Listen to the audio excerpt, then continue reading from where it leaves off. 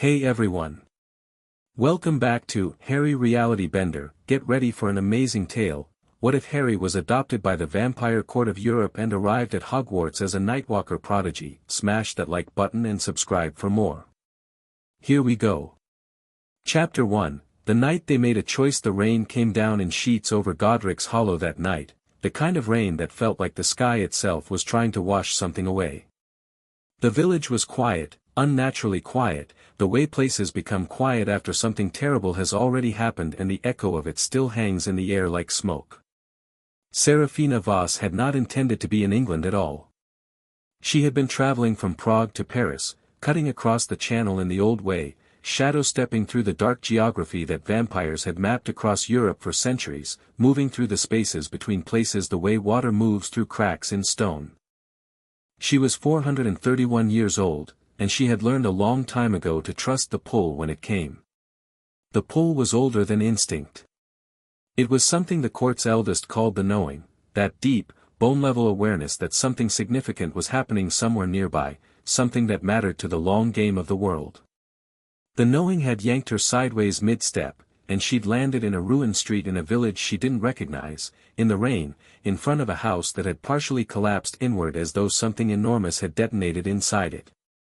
She stood very still in the rain for a moment, reading the scene the way she'd been reading scenes for 4 centuries. The magical residue was extraordinary, she could taste it in the air even without trying, thick and layered like the rings of an ancient tree. The killing curse, yes, massive amounts of it, still reverberating through the stones of the street. But underneath that, something else. Something she had no name for, only the sensation of it, like standing next to a lightning strike that hadn't finished yet, a charge still building rather than releasing, coiled and patient inside the rubble. She walked forward. The door of the ruined house was half hanging off its hinges. Inside, the upper floor had caved in on the left side. Plaster dust and splinters of wood lay across everything, still settling. She moved through the wreckage with the liquid ease of her kind, not disturbing a single thing, until she found the staircase, miraculously intact, and followed it up. She found him in what had been a nursery. A child's room, the remnants of a mobile hanging from the ceiling, one star still turning slowly in some ghost of a draught, pale yellow against the dust. A crib, half buried in fallen plaster.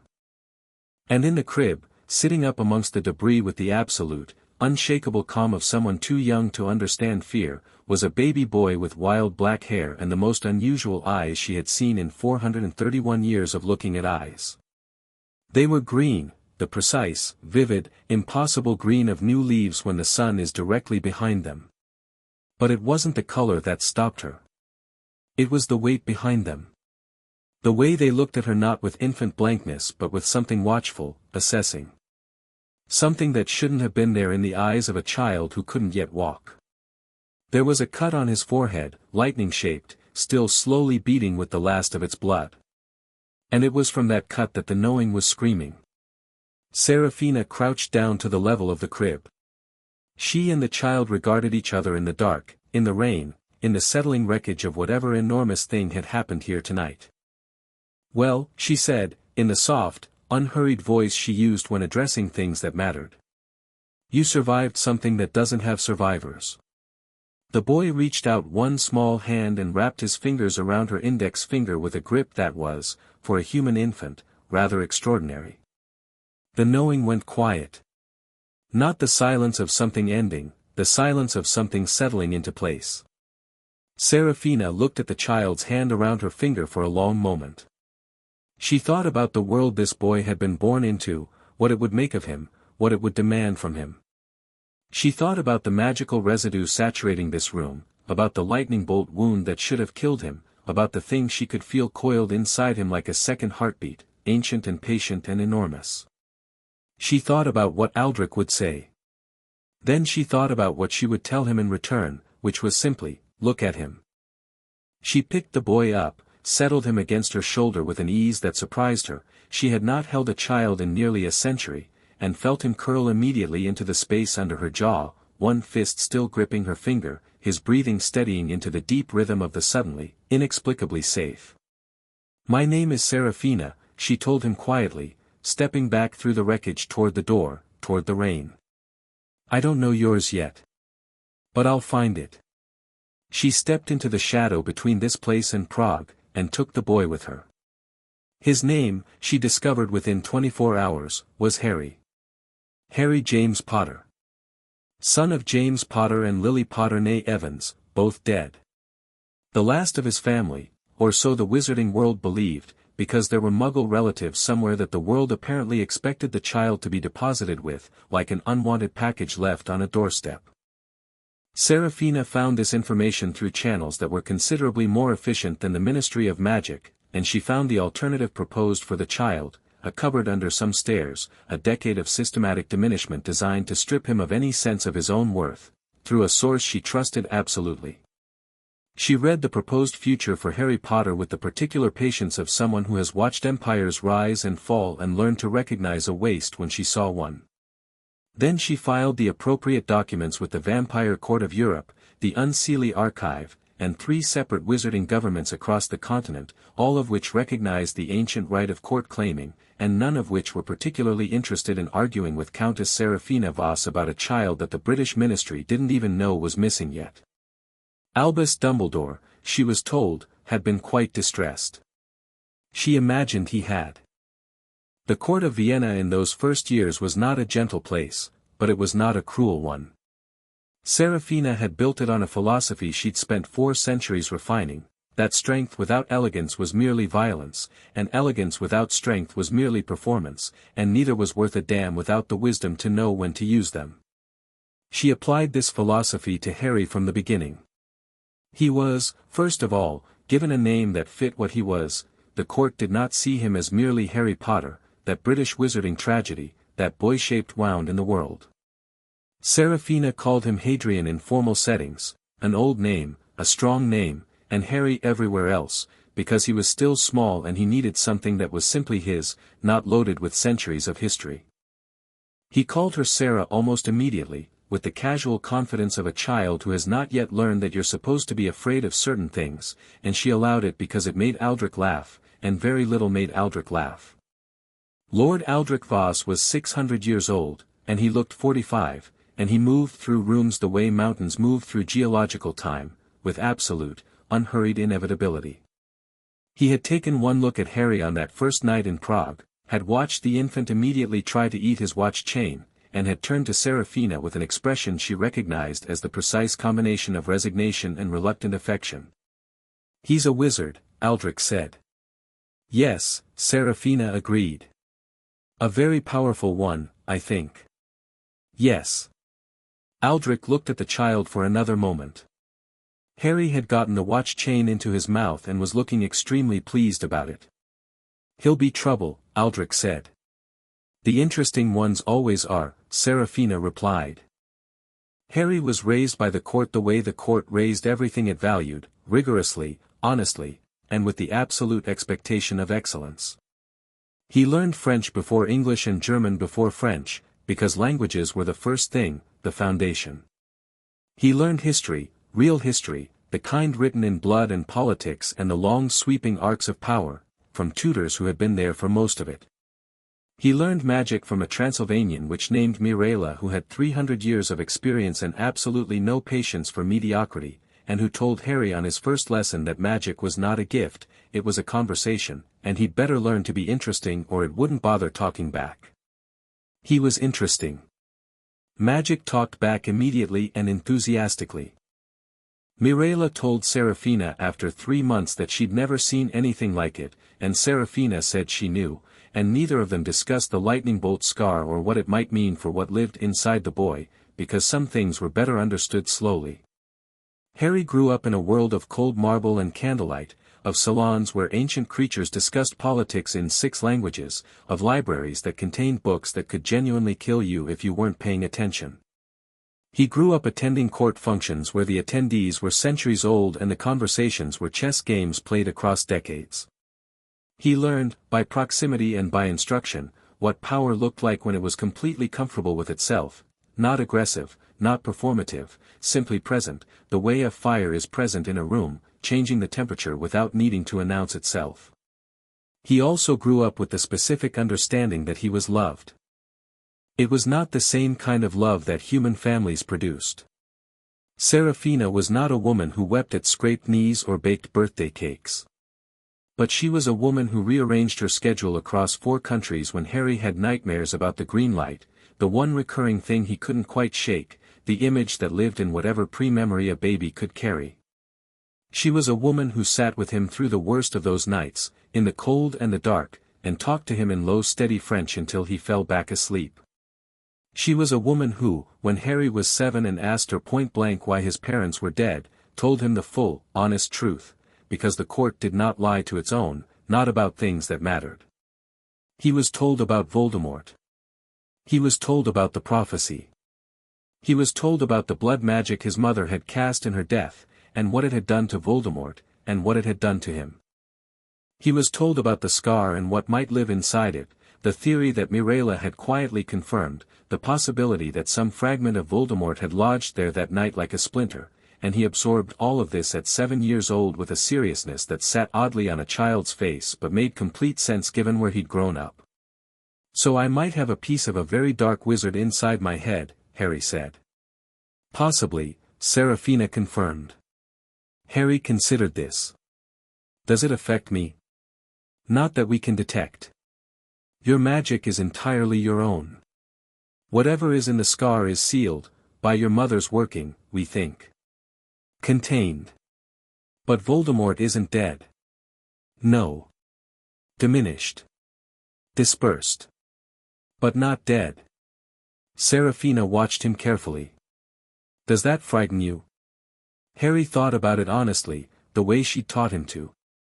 "Not really," he said finally. "If it was going to hurt me it would have already. And if he comes back, we'll deal with it then." He paused. "We. The court and I." "The court and you," Serafina confirmed. "You are not alone in this, Hadrian. You have never been." He nodded, and that was the conversation finished. He went back to his book. Serafina watched him for a moment, this small, serious, extraordinary child who had survived something unsurvivable and then simply kept going, as if the universe trying to end him before he started was merely an interesting fact about his origin story. She thought, not for the first time and not for the last, what a thing you're going to become. By 10, Harry could hold a conversation in 5 languages. He could cast spells that 7th-year students would have found challenging, not because he'd been drilled in them but because magic, for him, was genuinely intuitive. He felt it the way musicians described perfect pitch, a constant low hum of awareness that sharpened immediately into focus when needed. He had been trained in the court's defensive disciplines, not vampire combat, he wasn't that, but the philosophy of it, economy of movement, patience as a weapon, the absolute refusal to be rattled. He'd also learned, through pure proximity to creatures who'd been playing long games for centuries, how to read a room. How to walk into a space and understand its power dynamics in 30 seconds. How to say more with silence than most people managed with paragraphs. How to be still in a way that wasn't passive, the stillness of something that has chosen not to move yet, not the stillness of something that can't. He was not cold. That was the thing people assumed. When they heard raised by vampires, they imagined something remote, untouchable, hollow.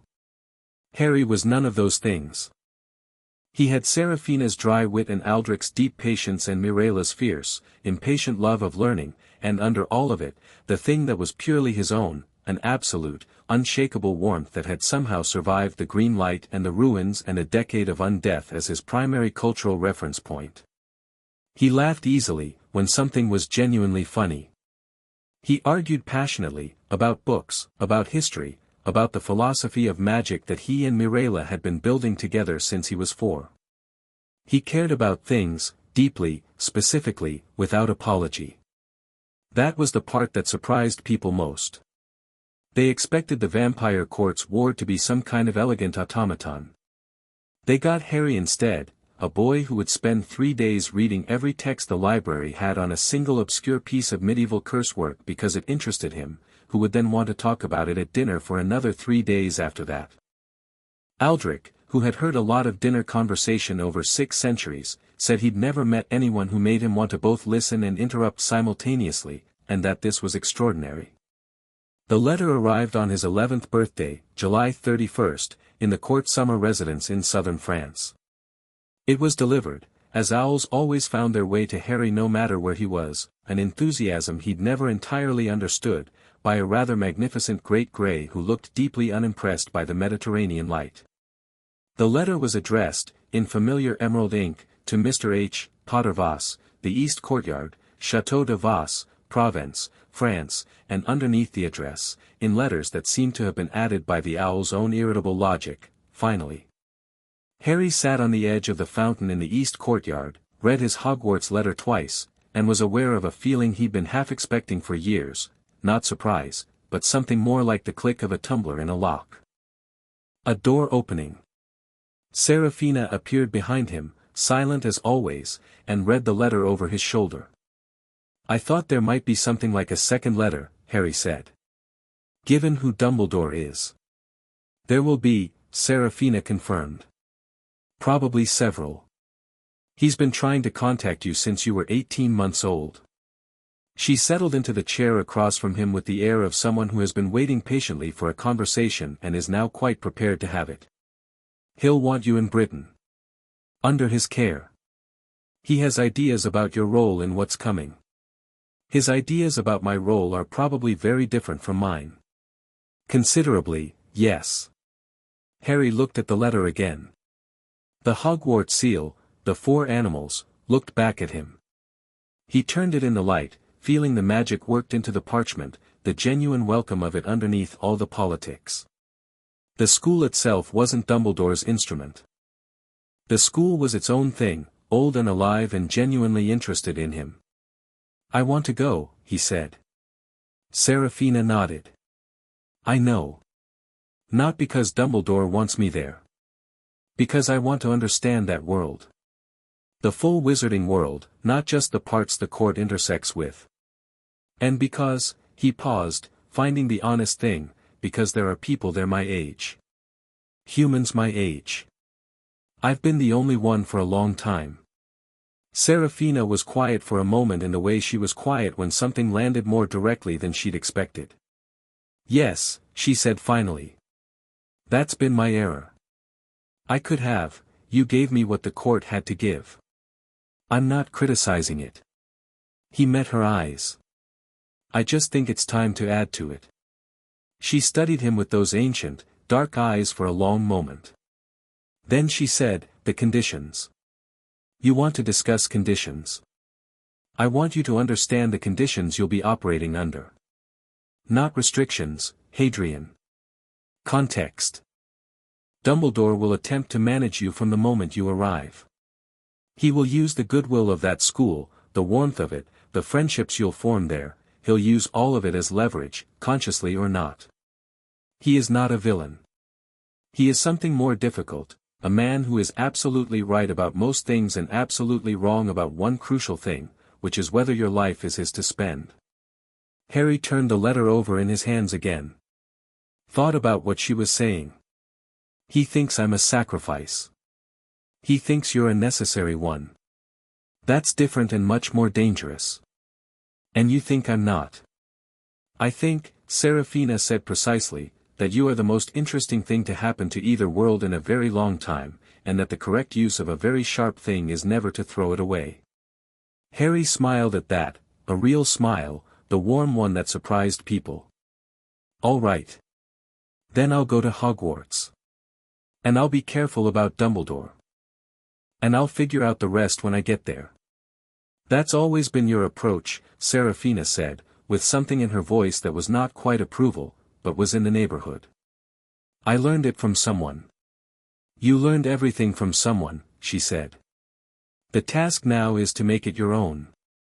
September 1st came with the Golden Rust tumult of early autumn and a King's Cross station that Harry had never been to before and found genuinely interesting, not the grand Victorian architecture, which he'd seen better examples of, but the peculiar energy of the magical concealment within it. The way platform 9 3/4 sat just behind a perfectly ordinary-looking barrier like a joke that only some people were in on.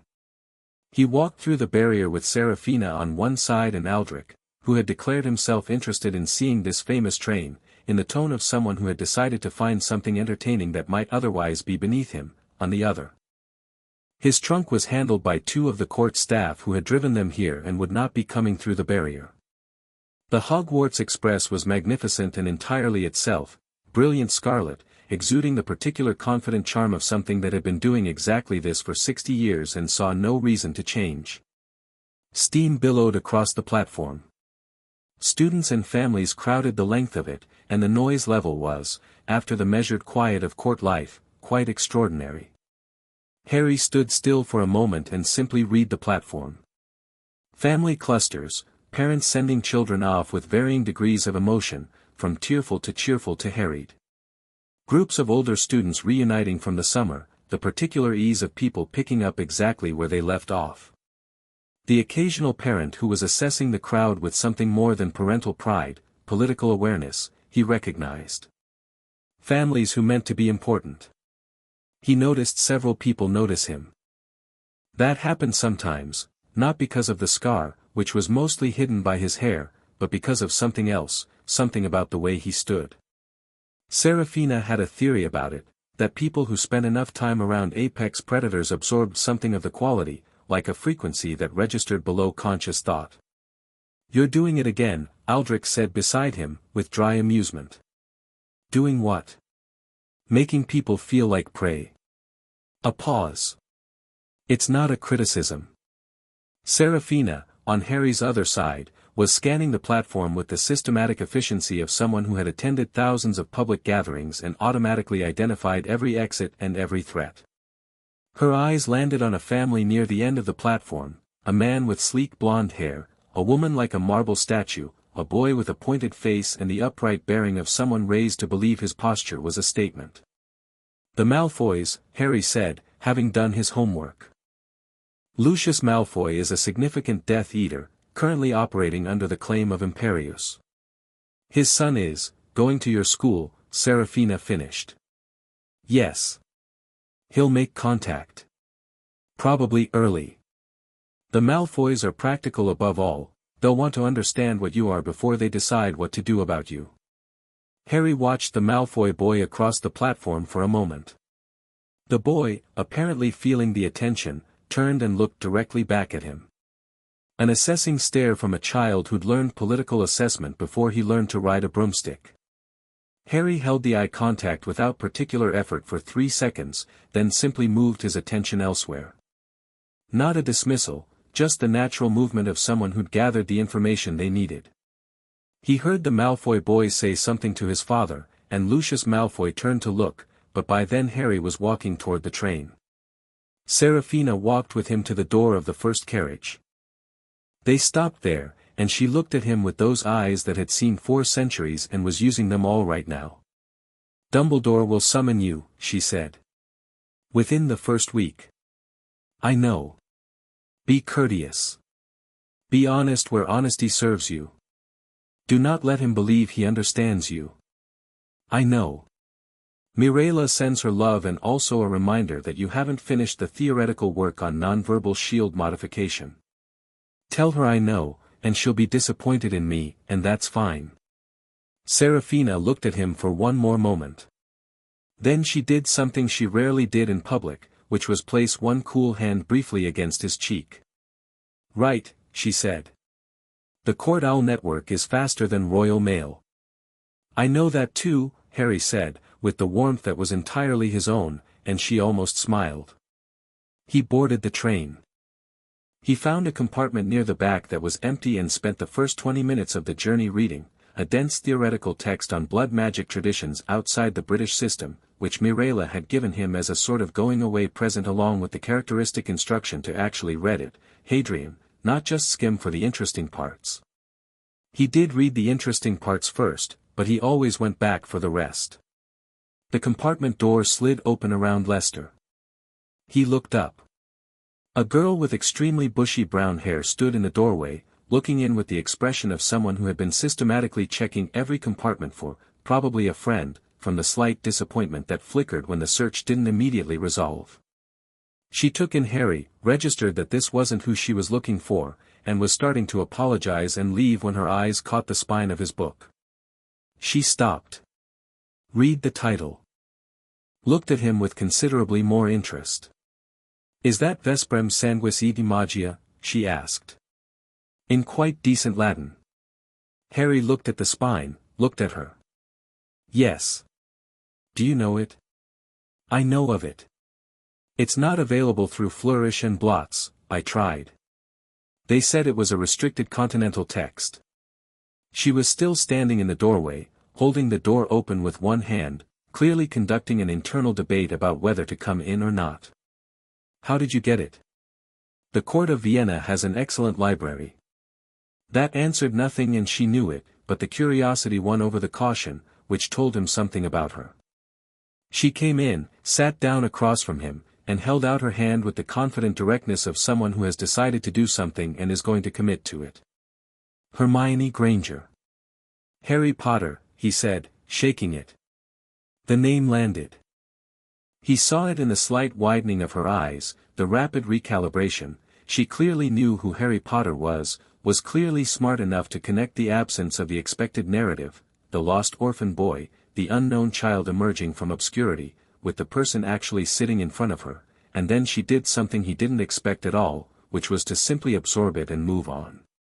You're not what the books described, she said. The British books don't know much about me. The continental ones are more accurate but they're mostly in German. I've been trying to improve my German, she said, with absolute earnestness, and he liked her immediately.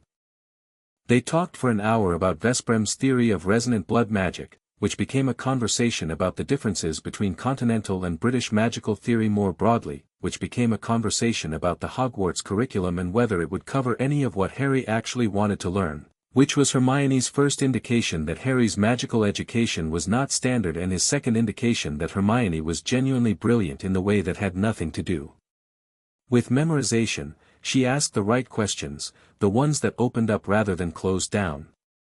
The compartment door opened again, this time with considerably less courtesy. Draco Malfoy appeared, flanked by two large boys who communicated menace through posture the way people with more subtlety communicated it through words. He looked at Harry with the precise expression Harry had read across the platform, assessing, prepared, the expression of someone who has rehearsed this. Harry Potter, Draco said, in the tone of someone announcing a name rather than greeting a person. You're famous, did you know? All anyone could talk about on the platform. The boy who grew up with vampires. His chin came up slightly. I'm Draco Malfoy. He held out his hand. The gesture was calculated, a test, disguised as a greeting. In the wizarding world, the Malfoy name was supposed to land. Harry was supposed to recognize the social currency being offered. Harry looked at the hand for exactly the amount of time it took to make clear that he'd read the gesture, understood the test, and was not particularly moved by it.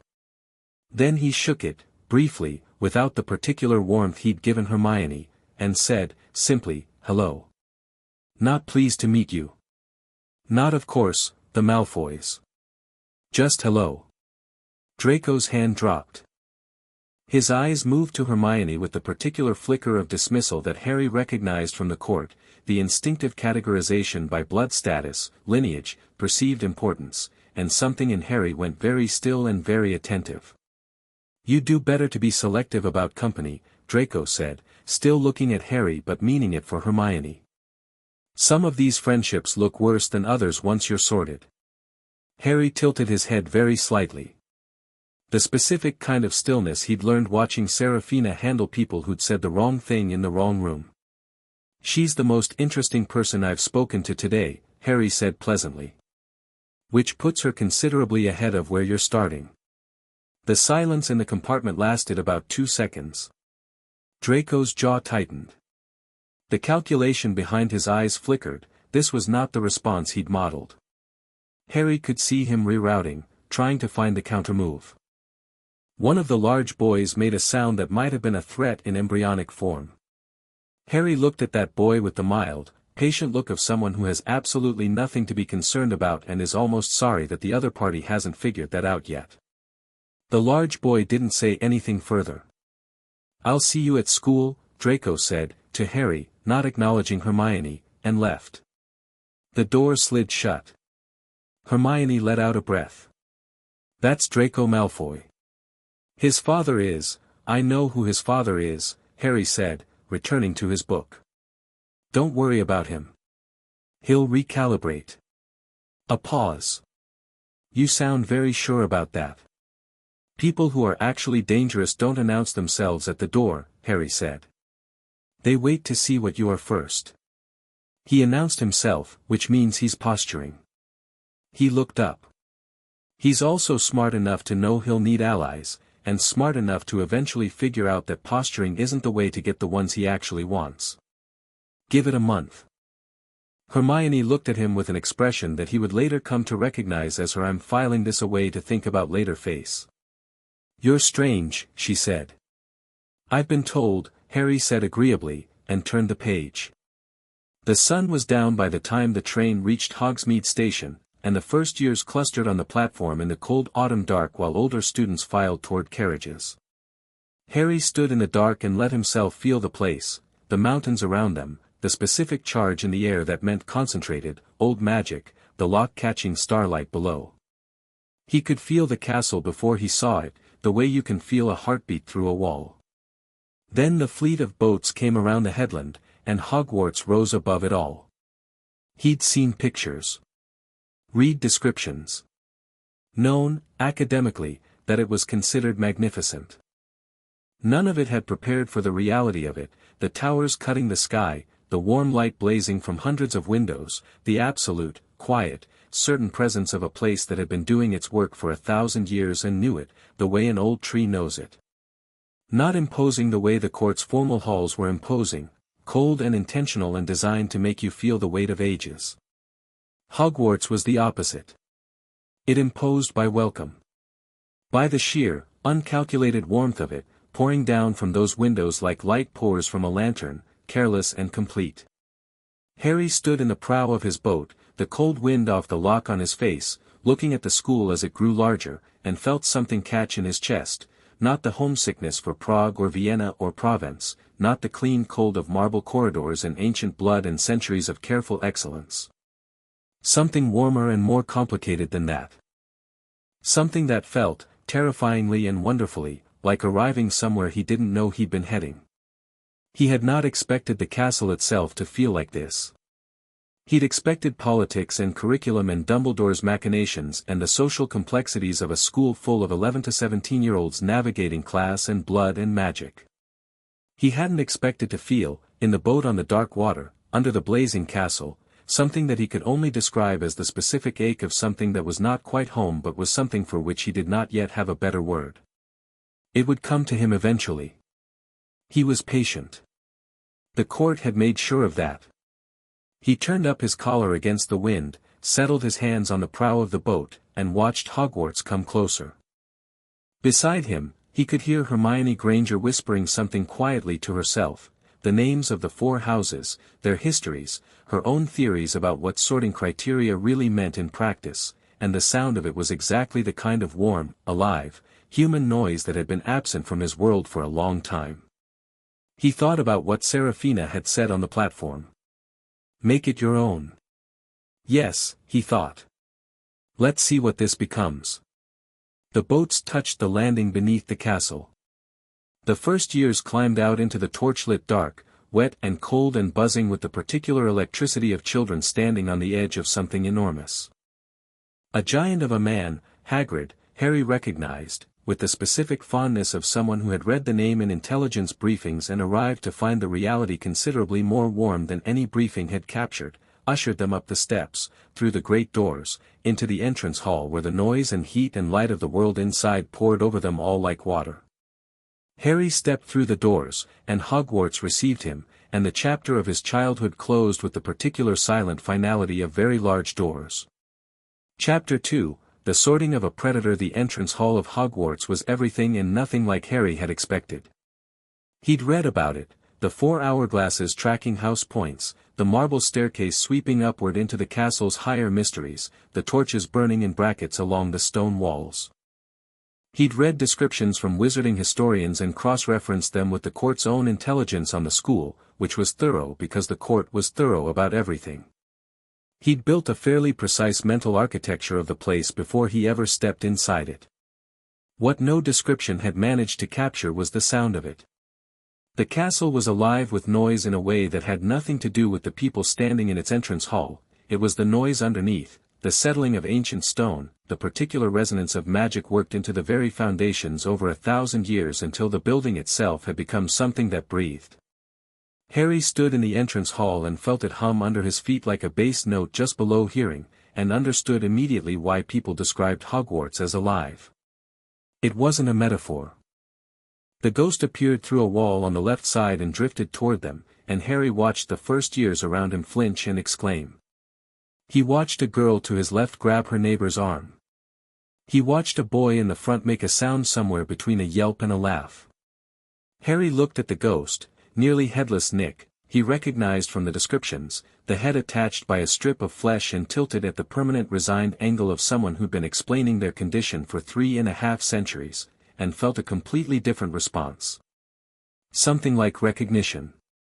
He'd grown up in a world full of things that existed between living and not living. Ghosts were on the less remarkable end of that spectrum. Nearly headless Nick drifted past him, and then stopped, and drifted back, and looked at Harry with the particular expression of someone who has registered something unexpected. "You're new," Nick said, which applied technically to all of them. "Yes," Harry agreed. "But you're different from the others." The ghost tilted his head, which wobbled disconcertingly. "You feel different." Like, he appeared to be searching for a precise description. "Like something that's been somewhere else and brought a piece of it back." "That's an accurate description," Harry said. Nick looked at him for another moment, then made a sound that was somewhere between approval and unease, and drifted on. The first year beside Harry, a round-faced boy who looked like he'd spent the last 10 minutes on the edge of genuine panic, turned to stare at Harry with wide eyes.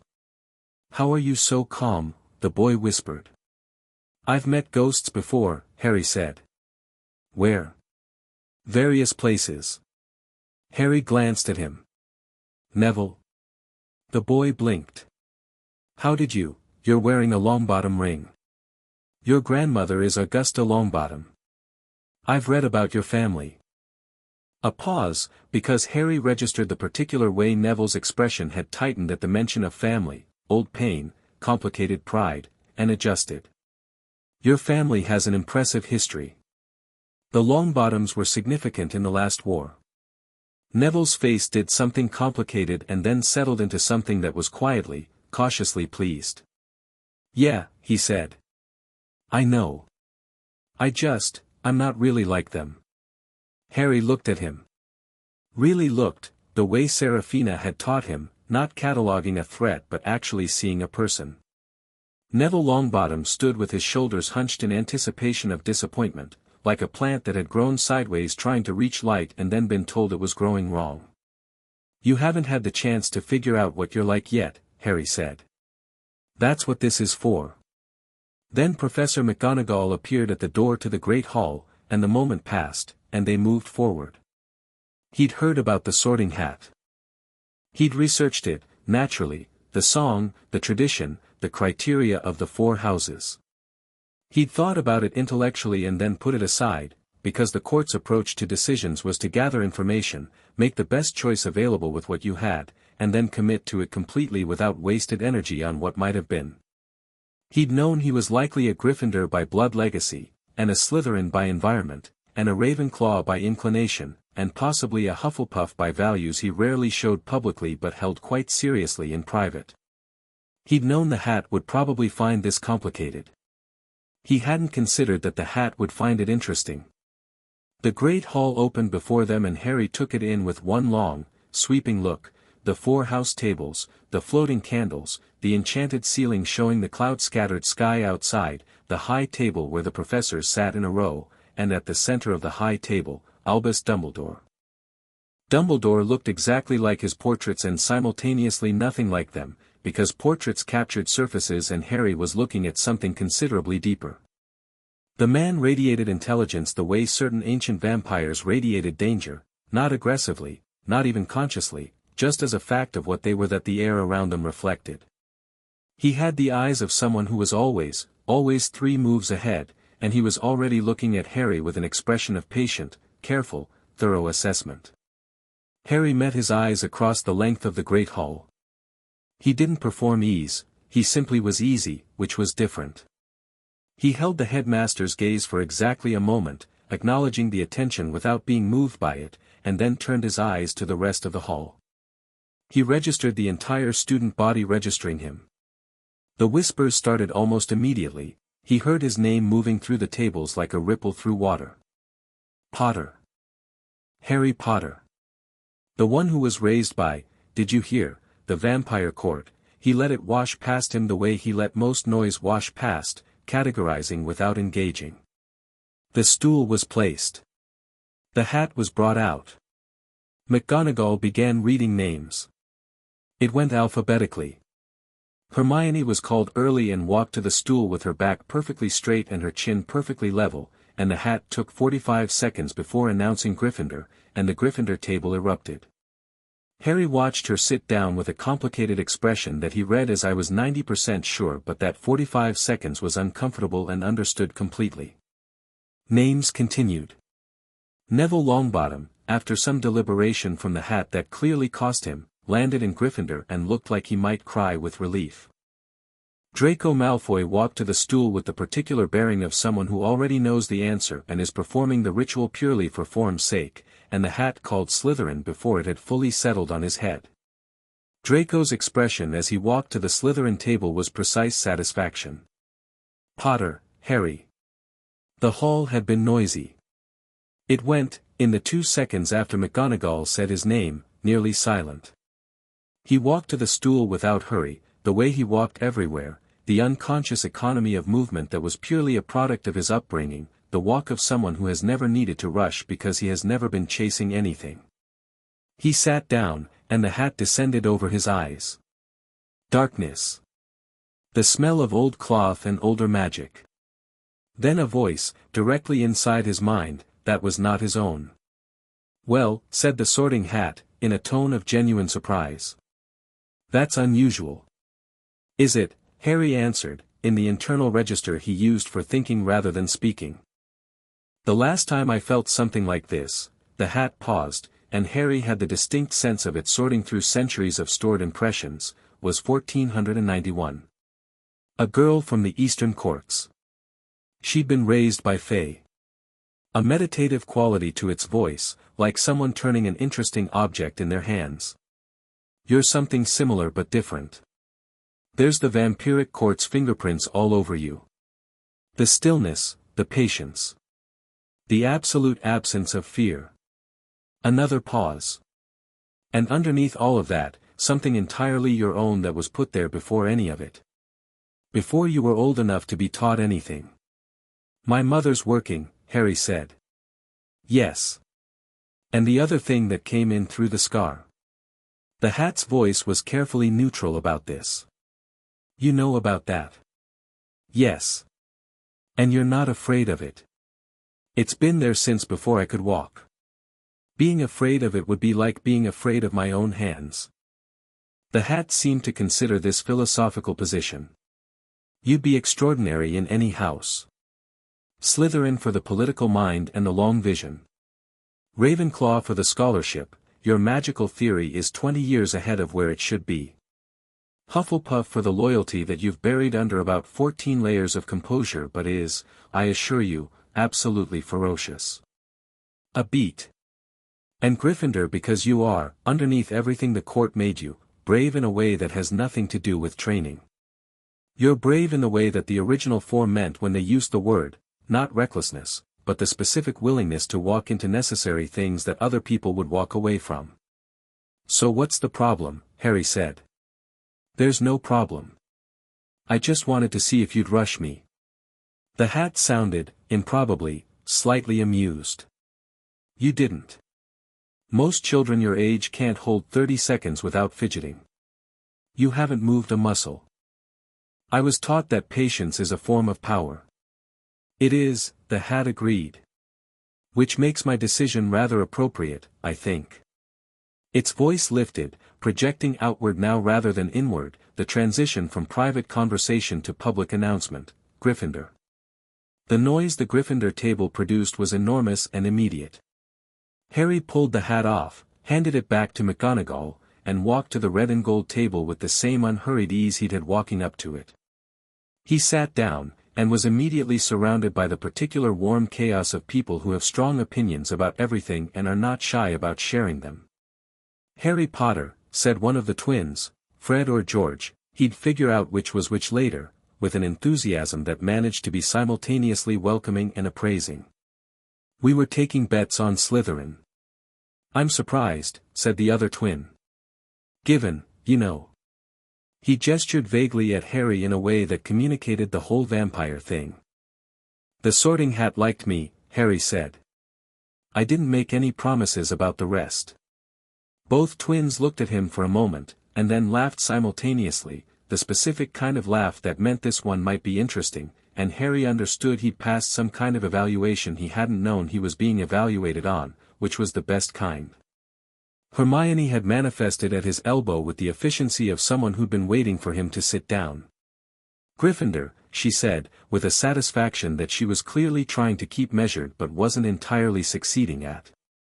Were you worried? Harry asked. No, she said, slightly too quickly. You were a little worried. I was projecting contingency plans in the event of Ravenclaw, that's different. She paused. I had good ones. I believe you. The feast appeared, enormous, spectacular, nothing held back, and Harry served himself with the specific focused appreciation of someone who genuinely likes food and was raised by beings that don't eat any. Court meals were extraordinary things, elaborate and beautiful and attended by creatures for whom the food was presentation rather than sustenance. Harry had always been the only one at the table for whom dinner was actually dinner, and had developed, as a result, a thorough and uncomplicated enjoyment of excellent food that court members found both bewildering and somewhat endearing.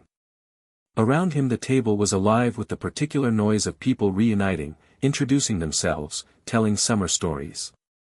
He ate and listened and built a picture of the room, of the school's social ecosystem, of the various currents and undercurrents that a place like this generated. Hermione talked, which Harry found he enjoyed. She had the quality of someone whose thoughts moved faster than conversation usually allowed for, and she talked with the slightly breathless energy of someone who had finally found a context in which talking a lot was, if not required, at least not discouraged. The curriculum here is significantly behind what most continental schools cover by this age, she was saying, with an expression that conveyed this was both frustrating and, secretly, fine, because she'd already read ahead. But the practical component is much more developed, which makes sense given the castle itself, and the history of magic syllabus, while apparently completely dry as taught by Professor Binns, covers material that, Hermione, Harry said. She stopped. Breathe. She breathed. Then she looked at him with an expression somewhere between sheepish and stubborn. I've been thinking about it all summer. I know. I could tell from the train. He smiled at her. I didn't say stop thinking about it. I said breathe. She thought about this for a moment, then nodded, as though approving the distinction. Fair. Across the hall, Harry was aware of the Slytherin table watching him, not all of it, but Draco Malfoy and 2 or 3 others who'd clearly designated themselves important. He could feel it the way he could feel most forms of attention, not unpleasantly, just as data. Draco's expression, when Harry caught it in his peripheral vision, was the expression of someone still recalculating. And at the high table, Dumbledore had not stopped watching him since he sat down. Not in a threatening way, in the way of someone absorbing information, building a model, testing it against something he already believed. Harry caught the headmaster's eyes once, directly, and gave him nothing. No deference, no challenge, no performance of any kind. Just the steady, neutral acknowledgement of one aware party to another. He thought he saw something shift, very slightly, in Dumbledore's expression. Not alarm. Something more like the reorientation that happened when you walked into a room expecting one kind of difficulty and found a different kind instead. Good, Harry thought. Let him reorientation. Let him figure out that his model needs updating. That's a better start than having him underestimate me entirely. After the feast, Professor McGonagall led the first years through the castle's lower corridors toward Gryffindor Tower, and Harry walked near the back of the group and let the castle run its impressions over him. It was a different experience to walking through the court's ancient buildings, which were powerful in the way that deliberate construction becomes powerful, accumulated intention, human will worked into stone over centuries. Hogwarts was powerful in a different way, a more natural way, as if the magic had grown here rather than been placed. As if the castle had simply become what it was through the long alchemy of being used for the right things by enough of the right people for long enough. He liked it. He liked it more than he'd expected to, more than he'd let himself expect, because expectation was something the court treated carefully, too much of it made you inflexible, and inflexibility was the thing that got you killed in a world full of things far older and stranger than yourself. The fat lady's portrait swung open. The Gryffindor common room appeared. It was warm. Deeply, genuinely, comprehensively warm, the fire, the red and gold, the worn armchairs and the accumulated human comfort of a space that had been used for exactly this purpose for a very long time. It was everything that the court's formal rooms were not, and Harry stood in the doorway for a moment longer than he needed to, just taking it in. "Brilliant, isn't it?" said Neville Longbottom, appearing at his shoulder with the enthusiasm of someone who'd been anxious about something for a long time and was now discovering that the reality was even better than the hope. "I've always wanted to see it." "Yes," Harry said. "It's exactly right." The first morning of lessons arrived with the particular quality of all first mornings, possibility before it narrows into specifics. Harry was awake before the other boys in his dormitory, which wasn't unusual for him. The court ran on different rhythms than human households, and he'd spent years adapting to the pattern of being the only one in a house full of non-sleepers who actually needed to. He dressed in the dark and took himself to one of the castle's upper corridors to watch the dawn come over the mountains from a window that faced east. The schedule was interesting. Transfiguration first, McGonagall, whom he'd already assessed as the kind of teacher who would respond well to actual competence and had no patience for performance of any kind. Then charms, herbology, and history of magic. Tomorrow, potions.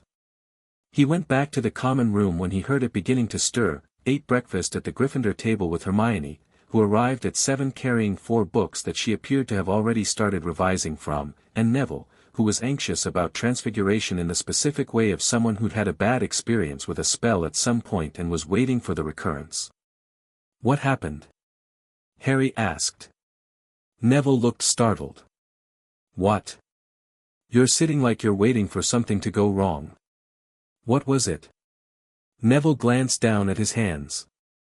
"Last summer I was practicing switching spells with my great-uncle. He was trying to be helpful, after I hadn't. I mean, no one was sure if I had magic, I was late to show any." He stopped, rerouted. "The spell bounced. I don't know how.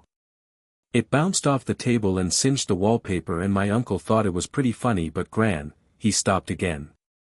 "Your grandmother was frightened," Harry said, accurately but not unkindly. Neville's eyes came up. "Yeah. Because she loves you and she was scared it meant something bad. She worries I'm not, that I won't be." He clearly couldn't find the end of the sentence. "Your grandmother survived things that would have broken most people," Harry said. "Her standards for enough are calibrated by what she's seen, which is extraordinary. That's not about you." He paused. "And your magic clearly works, since you got a letter and you're sitting here. So what specifically are you worried about for today?" Neville blinked, as though no one had walked him through this particular logic path before. Then, slowly, some of the tension in his shoulders eased. "Okay," he said. "I mean, when you say it like that. I usually find the actual problem is smaller than the feeling around it," Harry said. Hermione, who had looked up from her revision materials about 2 exchanges ago and had been listening with an expression she was making no effort to hide, said, you're going to be useful to know. Thank you, Harry said. So are you. She looked pleased, and immediately returned to her books, which Harry found very much in character. McGonagall's Transfiguration class was in a first-floor classroom that smelled of chalk and old parchment and something electric, and McGonagall herself was exactly what Harry had expected, rigorously precise, demanding without being unkind, with the manner of someone who had made teaching an art form over a very long career and was not going to start accepting less than excellence simply because the students were young. She turned herself into a cat when they arrived and turned herself back when they'd had sufficient time to react, and looked at the class with the expression of someone who has done this for 40 years and still finds it a perfectly adequate teaching tool. Transfiguration, she said, is some of the most complex and dangerous magic you will learn at Hogwarts. Anyone who messes around in my class will leave and not come back. You have been warned. Harry, sitting in the second row, listened to the lesson's opening theory with genuine interest and the slight adjustment that always came when a teaching framework was different from the one he'd built his understanding on. McGonagall's approach was systematic and precise, building from first principles, matter, form, the will as mediating force, and it was entirely correct, just structured differently from Mireille's more intuitive, almost conversational approach to magical theory. They were set the task of turning a match into a needle. A simple thing by the standards of what Harry could do, but that wasn't the point was the methodology, the understanding of the mechanism, and Harry was genuinely interested in whether British Transfiguration felt different to work than what he was used to. He turned his match into a needle in roughly 4 seconds. McGonagall came around the rows, examining results with the expression of someone who has learned not to display surprise prematurely. She reached Harry's desk, looked at the needle, which was perfect, silver, correctly tapered, and then looked at Harry with the particular attention of someone recalibrating. That's correct, she said. The theoretical basis is slightly different from how I was taught it, Harry said. I was using a more direct will-to-form approach. Your framework builds the change through understood relationships between states of matter, which is more systematic. I'd like to try something that synthesizes them, if that's all right. A beat. Something shifted in McGonagall's eyes, not warmth exactly, but the specific attention of a teacher who has just realized this student is going to require a different kind of engagement. After class, she said. We'll discuss it after class. From 2 desks over, Harry heard Ron Weasley, who'd been watching the needle transformation with an expression of mixed admiration and irritation, mutter to the boy next to him, "Who does that? Who talks to McGonagall like that?" "Someone who's been doing this a long time," Harry said, without looking up from his desk. Ron made a sound that was half startled and half defensive. "I wasn't talking to you." "I know," Harry said pleasantly. "I have good hearing."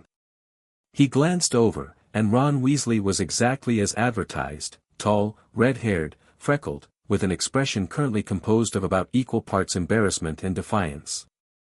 Harry smiled at him, which appeared to confuse Ron considerably. "I'm Harry. We haven't properly met." Ron stared at him for a moment, visibly cycling through several responses.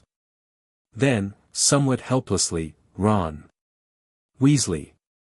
I know. Your brothers are Fred and George."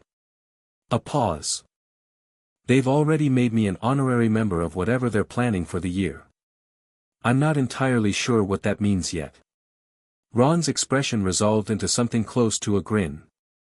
"It means you're either going to be very useful or very blamed for things you didn't entirely do." "I've dealt with worse political configurations," Harry said. Ron looked uncertain whether this was a joke. Harry let him be uncertain. It was more fun that way. It was potions that produced the first genuine confrontation, and it came not from a student but from the professor. Harry had read extensively about Severus Snape. The court's intelligence was thorough, former Death Eater, Dumbledore's trusted operative, extraordinarily skilled potions master, and a man whose motivations were considerably more complex than any single label accommodated. Harry had approached the class with interest and without expectation, which was his standard position on most things. The dungeon classroom was cold in the way of deep stone, and Snape arrived with the particular energy of a man who had decided to inhabit his own persona so completely that it had become simply what he was. He moved through the room like weather, dark robes following, and opened with a speech that Harry recognized as being both genuine enthusiasm for his subject and a performance designed to establish exactly who held the power in this room. He asked questions, rapid fire, designed to wrong-foot students who hadn't been taught to think in terms of potion theory yet. "Potter," Snape said, his voice landing on the name with a specific weight that suggested he'd been waiting for it. "What would I get if I added powdered root of asphodel to an infusion of wormwood?" The class went very quiet. Harry understood immediately what was happening. This was not a genuine test of knowledge but a power move, an attempt to establish early that whatever Harry's reputation, this classroom was Snape's territory. He considered two responses: he could deflect, perform ignorance, let Snape have the moment. It would be a diplomatic choice. He didn't make the diplomatic choice. "The draft of living death," Harry said. "It's one of the most sophisticated sleeping potions known. The asphodel works through a combination of root-mercury compounds that interact with the wormwood's soporific properties. The specific ratio determines whether the sleep is reversible. Most potency potions covers the preparation in detail, but the underlying mechanism wasn't fully understood until Claudette Beaulieu's work in the 17th century, which the court of Versailles funded, incidentally. The silence that followed had a different quality than the silence before. Snape looked at Harry with an expression that had been prepared for dismissal and found itself with nothing to dismiss, and cycled very briefly through something that might have been surprise before settling into a careful, measuring assessment. "Where did you find a copy of Beaulieu's work?" he said, in a tone that was considerably less dismissive than his opening register. "The Court of Vienna's library has an original," Harry said. "Her notes in the margins are more informative than the text." A pause. Something moved more actions right the next chapter now.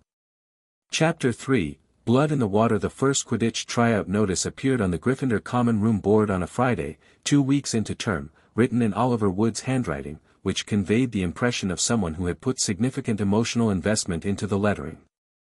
Harry read it on his way to breakfast, made a mental note, and went back to thinking about the problem he'd been working through since 3 in the morning. A theoretical extension of McGonagall's matter-state framework applied to living tissue, which Mireille's last letter had called potentially revolutionary, and also "Please sleep, Hadrian."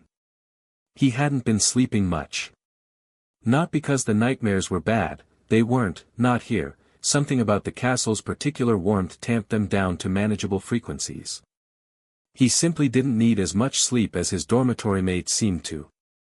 The court's rhythms had recalibrated something in him, tuned him to a different clock, and he'd gotten used to the quiet hours between 2 and 5 when the castle was mostly his.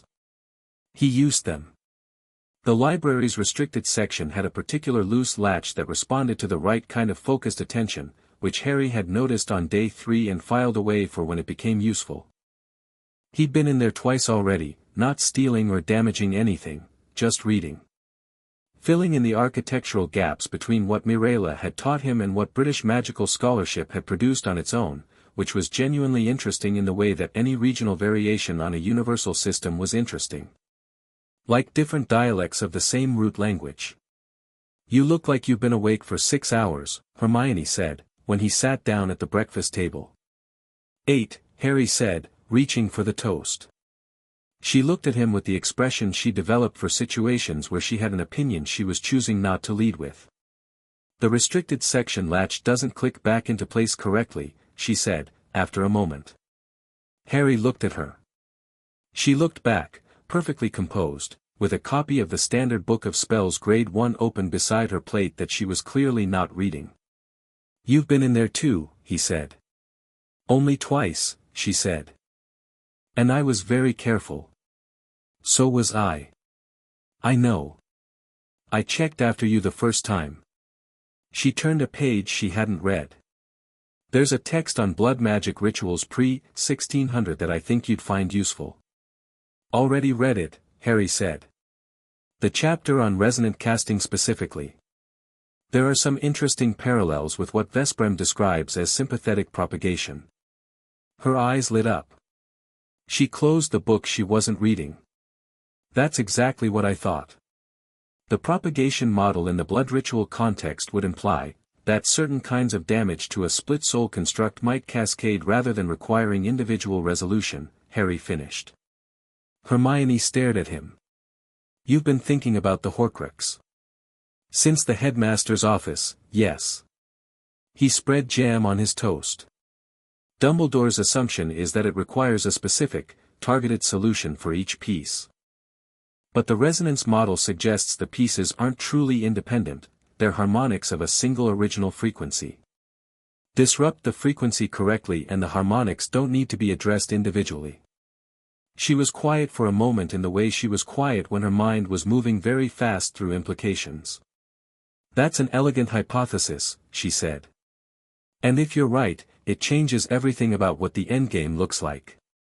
If I'm right. I need more data. He ate his toast. Don't say anything about this to anyone. Obviously, she said, with mild offense. Then, did you sleep at all? 2 hours. Harry. I'm fine. You look like a vampire, she said, and then appeared to realize what she'd said, and looked at him with the expression of someone who has put their foot in it. Harry smiled. I'll take it as a compliment. I didn't mean, Hermione. It's fine. He handed her the marmalade. You should come to Quidditch tryouts today.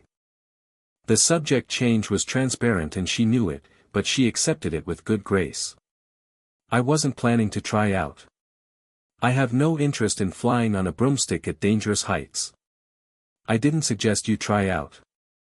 I suggested you come and watch. She thought about this. Why? Because you'll want to understand the social dynamics of the team, and because I think you'll find the physics of broom flight more interesting than you're expecting, and because it'll be good to be outside. A beat. Also because I haven't decided if I want to try out yet and I'd like a second opinion. This appeared to genuinely surprise her. You're not sure? I'd have thought flying would be. It's not about the flying. It's about the time commitment. Oliver Wood has the energy of someone who will schedule practice at 6 in the morning twice a week and mean it as a gift. Harry looked toward the Quidditch tryout notice across the hall that a third year had just taken down. I want to know if the team is worth the investment. Hermione regarded him with the expression she was developing for when Harry said something that made complete sense and also made her want to ask 10 follow-up questions. She settled for, what would make it worth it? Good people. A genuine competitive challenge. And the chance to fly without someone timing me. He paused. The flying is also part of it. She smiled. See, I knew it. The Quidditch pitch in the mid-morning light was a different thing from the pitch Harry had seen from the castle windows. Up close it was enormous, and the smell of it, cut grass and autumn cold and something faintly electric from years of spell work, was one of those sense memories that lodged immediately and permanently. He stood at the edge of the pitch with Hermione beside him and his broom, a Nimbus 2000, a gift from Seraphina on his 11th birthday that she delivered with a dry note saying I am told this is the best available. Do not crash, slung over his shoulder. Oliver Wood arrived with a clipboard, which Harry had expected, and with the expression of someone who had been waiting for this moment since approximately the previous February, which Harry had also expected. Oliver Wood was 15, built like someone who had made a decision about Quidditch sometime around age 8 and structured every subsequent choice around it, with the focused intensity of an athlete who had made their sport into their primary language. He ran the group of hopefuls through warm-up circuits, flying laps, basic maneuvers, the handling drills that sorted out people who'd grown up on brooms from people who hadn't. Harry flew the circuits with the easy precision of someone for whom the broom was simply an extension of what he intended his body to do, not something to be managed. He'd been flying since he was 6. Seraphina had taught him herself, in the grounds of the Vienna estate, with the dry commentary of someone who had watched humans invent the broomstick and found it an amusing if inefficient approach to the problem of altitude. He wasn't showing off. He was simply flying, which at his level happened to look like showing off to people who were comparing it to their own experience. Oliver Wood stopped writing on his clipboard about 40 seconds into Harry's first circuit. He watched the rest of the circuit in silence. Then he watched the second one. After the warm-up, the seeker candidates, 3 of them, plus Harry, were taken to one end of the pitch and given a simple test: follow a moving target charm, a small buzzing golden disc, for 5 minutes while the chasers and beaters used the rest of the pitch. Harry watched the first 2 candidates go. They were decent, genuinely decent, with good instincts and solid technique. He adjusted his model of what this team was to account for having actual talent in it rather than pure enthusiasm. Then he went. He'd flown against targets before. The court's Prague residents had a training course in the backgrounds that a visiting vampire lord had designed in the 17th century for reasons that had made more sense in that context, and Harry had been flying it since he was 9. The disc moved fast, shifted direction without warning, tried to lose itself in the low angle of the sun. He found a state he knew well: the quieting of everything unnecessary, the narrowing of the world to the specific problem directly in front of him. Not the artificial stillness of someone suppressing emotion, but the natural stillness of someone in exactly the right frame. He followed the disc with something that wasn't entirely conscious calculation, more like instinct that had been trained to the point where it operated as its own intelligence. He caught it at the 4-minute 30 mark. Not because he couldn't have caught it sooner, he'd had 2 earlier opportunities, but because he was checking the disk's evasion patterns, building a model of its programming, and the third approach he'd identified was the cleanest. He didn't like to do things sloppily when he had time to do them right.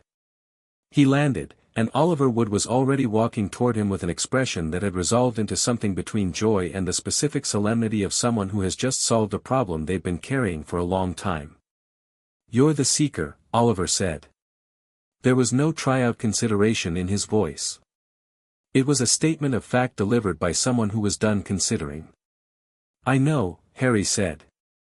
A pause, where Oliver appeared to want to argue with the confidence of that and then thought better of it. "You've flown against live chasers before?" "No. Against the court's obstacle course and a modified pursuit charm. Different dynamics." Harry looked at the pitch. "I'd like practice sessions where we do full simulated games before the season starts. I want to understand how the team moves before I'm asked to move around it in a real match." Oliver's clipboard lowered slightly. His expression was that of someone who has been managing talented people for 3 years and has just encountered a talent that comes with its own operational framework. He made the adjustment quickly and without visible ego bruising, which raised Harry's estimation of him. "Wednesday and Saturday mornings," Oliver said. 6 a.m. "I'll be there," Harry said. From the stands, he could see Hermione's small shape, arms crossed against the cold, watching. When he walked up to her after, she had the expression of someone who had watched something she couldn't entirely explain and was deciding how to file it. "The physics are more interesting than I expected," she said. "I told you." The disc shifted its gravity anchor mid-flight twice and you compensated before it completed the transition. "How did you see it early enough?" "Pattern recognition." The disc telegraphed the anchor shifts about 1/3 of a second before executing. He sat down beside her and started checking the Nimbus 2000's tail twigs from force of habit. "The middle candidate will make a good reserve seeker, his instincts are solid but he overcorrects on the recovery. That's fixable." She looked at him for a moment. "You evaluated all 3 while you were flying?" "I had time during the warm-up circuits." She shook her head, not in disbelief but in the particular motion of someone cataloging a new data point. "Do you always do that? Assess everyone in a room?" "Yes," Harry said honestly.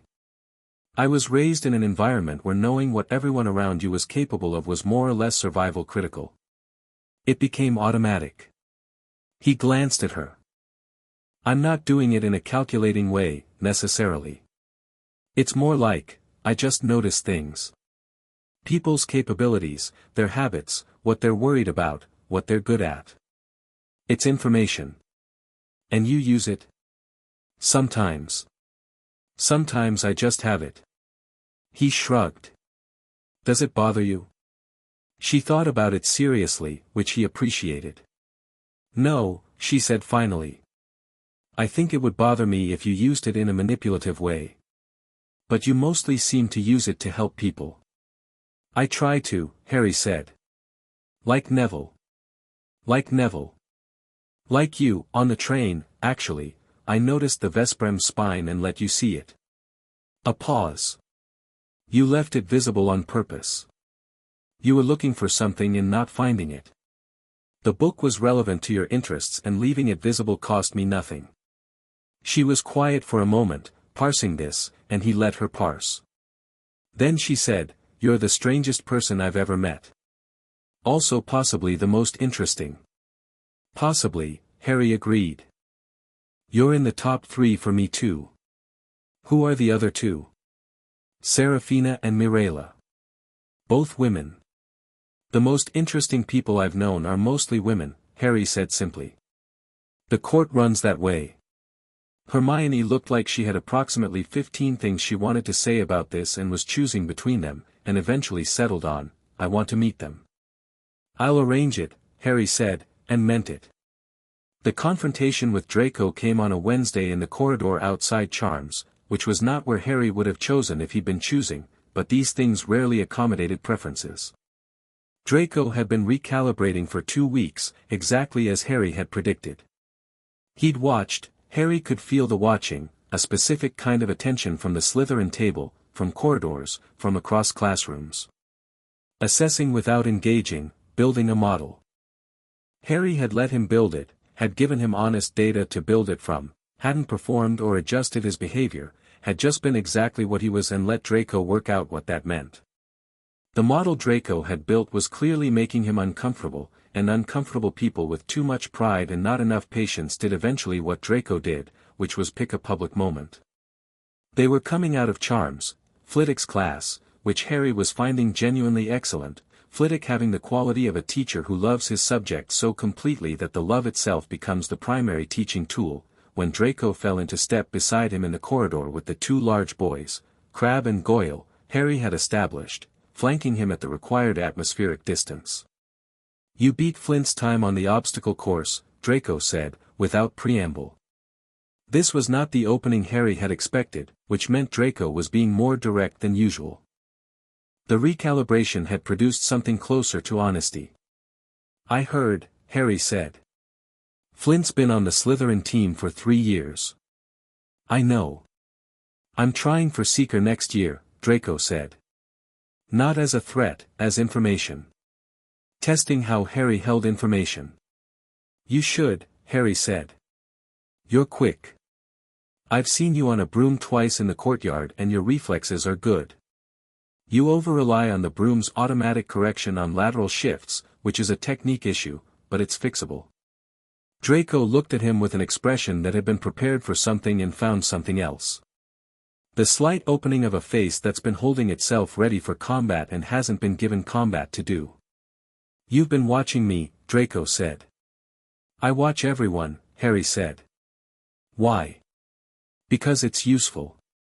He glanced at Draco with the direct, assessment-free look he reserved for conversations he was taking seriously. And because you're interesting. You're considerably more intelligent than the performance you put on at the station, and considerably more uncomfortable about something than you're showing. The large boys shifted. Draco held up one hand, a minimal gesture, and they stopped. That small thing told Harry more about Draco Malfoy than most of the previous 2 weeks had, the ease of command, and underneath it, the slight tiredness of someone for whom command has always come with the asterisk of expectation. You're in Gryffindor, Draco said, and there was something in the word that wasn't quite contempt anymore. More like a problem he couldn't resolve. Yes. My family doesn't. I know what your family thinks about Gryffindor, Harry said. I also know what I think about categories as a way of understanding people, which is that they're useful for the first 30 seconds and misleading after that. He stopped walking, and Draco stopped with him, and the corridor streamed around them. Harry looked at him directly. You came over to say something. Say it. A pause. Draco's jaw moved. Then, with an effort that Harry recognized because it was the effort of a proud person doing the thing they know they need to do, I misjudged you at the station. You assessed what you expected to see and gave me less credit than the situation warranted. It's a common error. Harry held his gaze. I did the same thing in reverse. Did you? I expected the Malfoy who operates in public. The one your father performs in the Wizengamot. I should have looked harder at the person underneath. He paused. We're 11. Neither of us is fully what we're going to be yet. That leaves room. Draco looked at him for a long, careful moment. Room for what? For figuring out what kind of relationship makes sense, Harry said simply. We're going to be in the same school for 7 years and we're going to intersect in ways that go beyond that. Better to know what we actually are to each other than to operate on assumptions that are going to need to be revised anyway. The corridor had thinned out. Crabbe and Goyle had drifted slightly, sensing that this was a conversation that was happening without them. Draco was still looking at Harry with the expression of someone who is encountering a social dynamic for which they were not specifically prepared.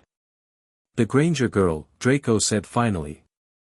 Is my friend, Harry said, with no additional inflection. My father would say she's not. I know what your father would say, Harry said. I also know that your father's perspective is shaped by a particular set of values that I don't share, and that his assessments of people are consequently less accurate than they could be. No offense to your father. The last was delivered entirely neutrally, which made it, if anything, more pointed. Another pause. Something worked through Draco's expression, conflict, calculation, the specific look of someone weighing what they actually want against what they've been told they should want. She's insufferable, Draco said, but the word had about a quarter of the weight it would have had 2 weeks ago. She's relentless, Harry said. Which is a different thing entirely. And it makes her very useful in situations that require someone who won't stop. Draco looked at him for 3 more seconds. Then he said, stiffly, I'm going to potions. All right, Harry said. Draco walked away. After 5 steps he paused without turning, and said, your form on the approach at the tryout was interesting. The anticipation read. I know, Harry said. I was deciding whether to correct it or leave it as a decoy. A very short silence. Then Draco walked on, and Harry thought, there. That's what he actually is. That will do to start with. Hermione appeared from a doorway she'd apparently been standing in for the last 2 minutes.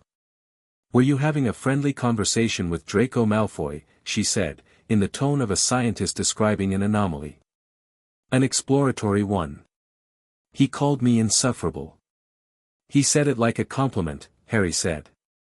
Or close enough. Give it time.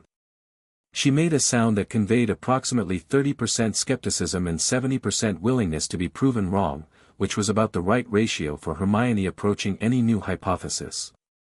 They walked to potions. It was Quirrell that Harry had been quietly monitoring since the first week, with the specific patient attention he developed growing up around creatures that were very good at being 2 different things simultaneously.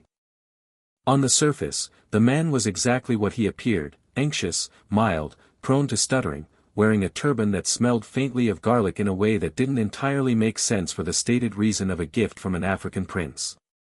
He taught defense against the dark arts in a way that suggested deep knowledge held back by a profound reluctance to actually deploy it, like a musician who knew the piece perfectly but was afraid of the instrument.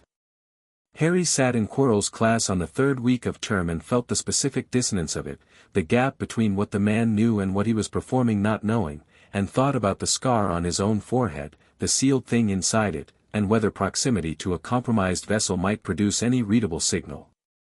It did, slightly.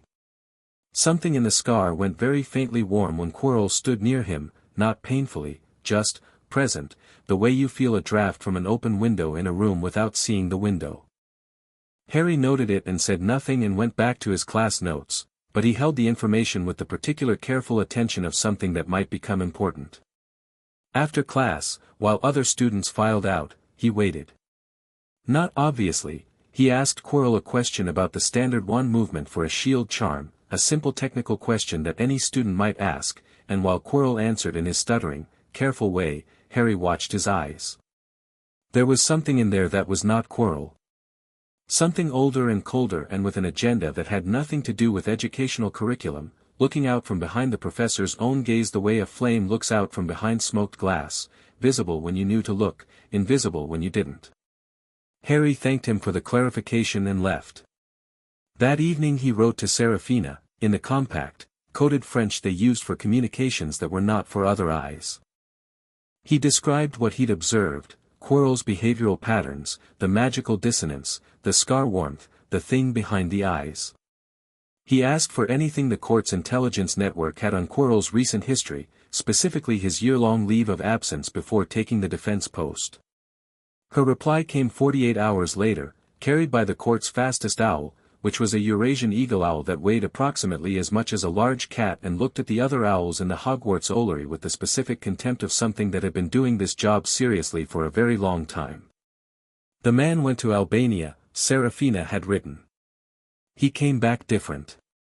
The Albanian wizarding community noted that he sought out ruins in the forest near Durrës specifically, the same forest where our intelligence places whatever remained of Voldemort after the night in Godric's Hollow.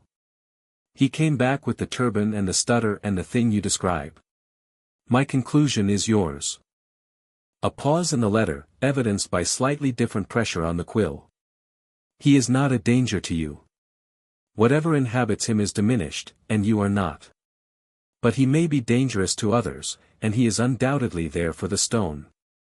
Which means Dumbledore's protections are already compromised from within. Watch him, but don't move yet. The stone is a lure. The question is what the lure is for. Harry read the letter twice, folded it, and burned it in the flame of his desk candle with a small focus charm. Then he sat at his desk in the empty dormitory, his roommates were in the common room, and thought about what the lure was for. Voldemort, diminished, possessing a compromised host, trying to recover his body. The stone could do that. The elixir of life produced by the philosopher's stone could restore a destroyed form. So the goal was the stone, and the possession of Quirrell was the mechanism. But for a being that was once one of the most powerful dark wizards in a century, this was an extraordinarily limited operation. Possessing a middling defense professor and sneaking around a school while teaching a curriculum you found beneath you, this spoke to desperation, not strategy. Which meant Voldemort was not ready. Whatever he was doing here, whatever plan he was executing through Quirrell, it was not the play of someone who had recovered his power. It was the play of something clinging to existence long enough to get the one thing that might let him climb back to where he'd been. And underneath everything else, this was here, in this school, which meant Dumbledore knew or suspected it, which meant the protections around the stone were also, at some level, a trap.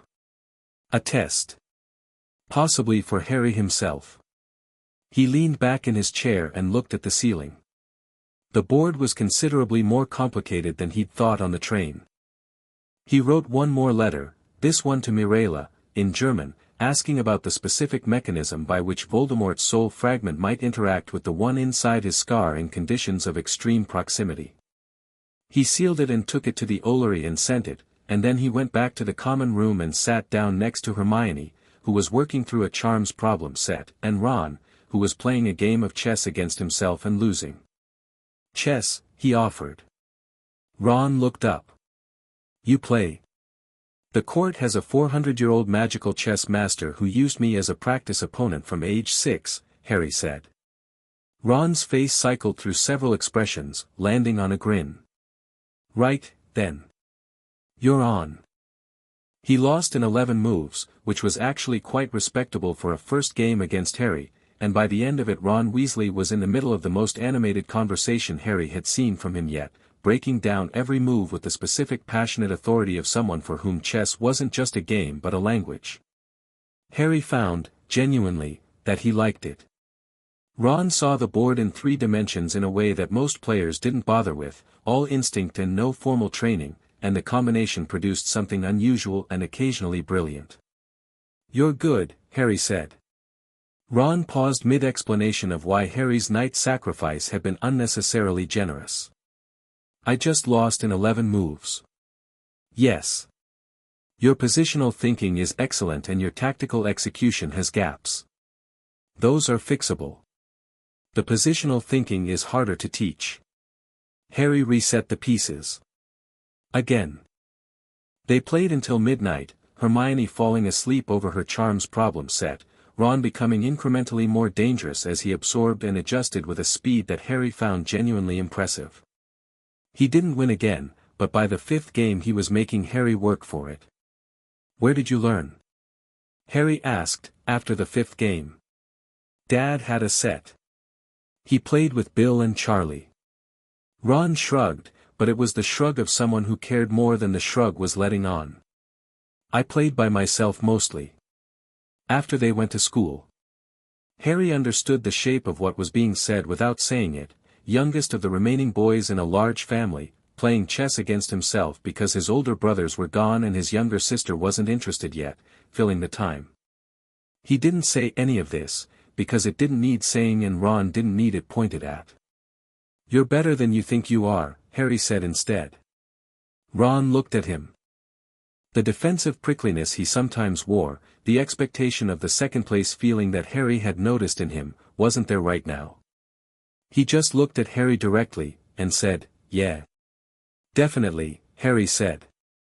"You should play competitively. The school has a chess club. It's full of Ravenclaws." So. Ron thought about this. Then, slowly, "They'd probably be pretty annoyed if I beat them." "Almost certainly," Harry agreed. Ron grinned. "I'll think about it." Hermione's crisis came on a Sunday, and it came from a direction Harry hadn't anticipated, which told him he needed to update his model of her. She was, in her way, as much a product of her particular upbringing as Harry was of his. She'd grown up with parents who were brilliant and loving and who had expressed love primarily through the expectation of excellence, and she had internalized that calculus completely. She measured herself in results, and when results weren't what she expected, the whole internal architecture wobbled in ways she didn't know how to manage because she'd never needed to build the skill. He found her in the library on Sunday afternoon sitting in front of a scroll she'd apparently been staring at for 2 hours, and recognized the particular kind of stillness that wasn't calm but was the eye of an internal weather system. "What's wrong?" he said, sitting down. "I got the charm's practical grading back." He waited. "I got an E, exceeds expectations." The way she said it made clear that this was not a compliment in her personal taxonomy. "Professor Flitwick said my wrist movement on the Wingardium Leviosa is creating a damping effect on the spell's energy transfer." "He's right," Harry said. She looked up sharply. "I noticed it in class. Your wrist movement is technically correct per the textbook instruction, but you're executing it with more precision than the textbook accounts for, which means the motion is precise enough to cancel a portion of the wave before it completes." He reached across, gently corrected the angle of her wrist with 2 fingers on the side of her hand. "Less effort, more trust. You're fighting the spell. Let it run." She was quiet for a moment, processing the correction, testing the feeling of it. Then, "Why didn't you say something in class?" "Because you didn't need it in class. You needed to figure out the practice work first. This is exactly the right time." She looked at him with an expression that was complex, the layer of frustration at herself that had brought her here, and underneath it something more vulnerable that she would never have named but he could read perfectly well, because he'd grown up learning to read the things people carried beneath their public faces. "I thought I had it," she said. "I've read the theory 4 times. I understood it completely." "You understood the theory 4 times, Harry said. "Theory and execution are different conversations. You know that, you know it intellectually, because you're brilliant. But knowing it intellectually and knowing it in your hands are different kinds of knowing." She absorbed this. Then, quietly, "What if what if knowing things is all I'm good at and the actual, don't," Harry said. She stopped. "That sentence doesn't go anywhere useful," he said, not unkindly. "And it's not true. I've watched you in practicals for 3 weeks. You're technically precise, you're exceptionally controlled, and you troubleshoot errors faster than anyone else in our year. The wrist thing is a refinement, not a fundamental problem." He met her eyes. "You are not the person in this room who should be doubting their magical capability. A pause. Then, who is? Statistically.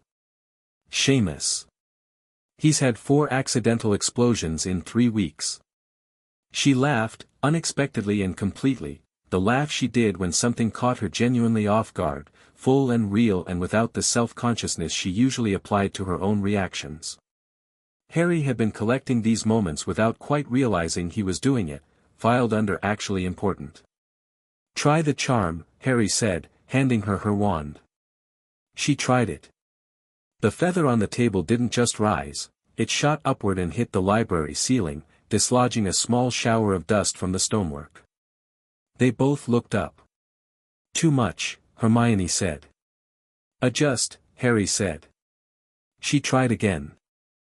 This time it rose smoothly, steadily, 6 inches above the table, perfectly controlled, and held there. She held it for a long moment. Then she lowered it and turned to Harry with an expression that was trying very hard to be composed and not quite making it, and he thought, right. So this is what you're like underneath the scholarship and the relentlessness. I was wondering. Thank you, she said. Anytime, he said, and meant it completely, which was the easiest thing he'd said all week. The night Harry spent 2 hours sitting on the astronomy tower in the cold, thinking, came on a Thursday at the end of October, and it had nothing to do with strategy or Voldemort or Dumbledore's machinations. He sat on the stone parapet with his legs over the edge, the castle falling away below him in a sweep of lit windows and dark towers, the mountains dark beyond the loch, the sky extraordinary above it all, the specific blazing extravagance of stars away from city light, the Milky Way a tangible thing overhead. He'd sat on the tower before, but not like this. Not just to sit. He was thinking about belonging, which was not a thought he usually permitted himself in any developed way. He belonged to the court, that was a fact and a choice, both at once, earned through 10 years of mutual commitment. He belonged to Seraphina and Aldrich in the way that children belong to parents, which is to say incompletely and permanently in exactly equal measure. But here, in this school, something was shifting in a way he hadn't anticipated and couldn't entirely map. Ron and chess and the easy warmth of someone who didn't need anything from him except to lose well and learn. Neville's gradual, cautious unfolding in classes where he was allowed to try without the expectation of failure. Hermione was the most complicated thing, actually, because Hermione related to him like an equal in a way that no one had before, not even in the court where they loved him but always as the child they'd made, not the person he was becoming. Hermione argued with him. Hermione was wrong sometimes and said so afterward and was right sometimes and said that afterward too, and treated both states with the same brisk honesty. He hadn't known, until he had it, how much he'd needed that specific thing. The scar pulsed very faintly, barely perceptible, the sort of thing he only noticed in the quiet.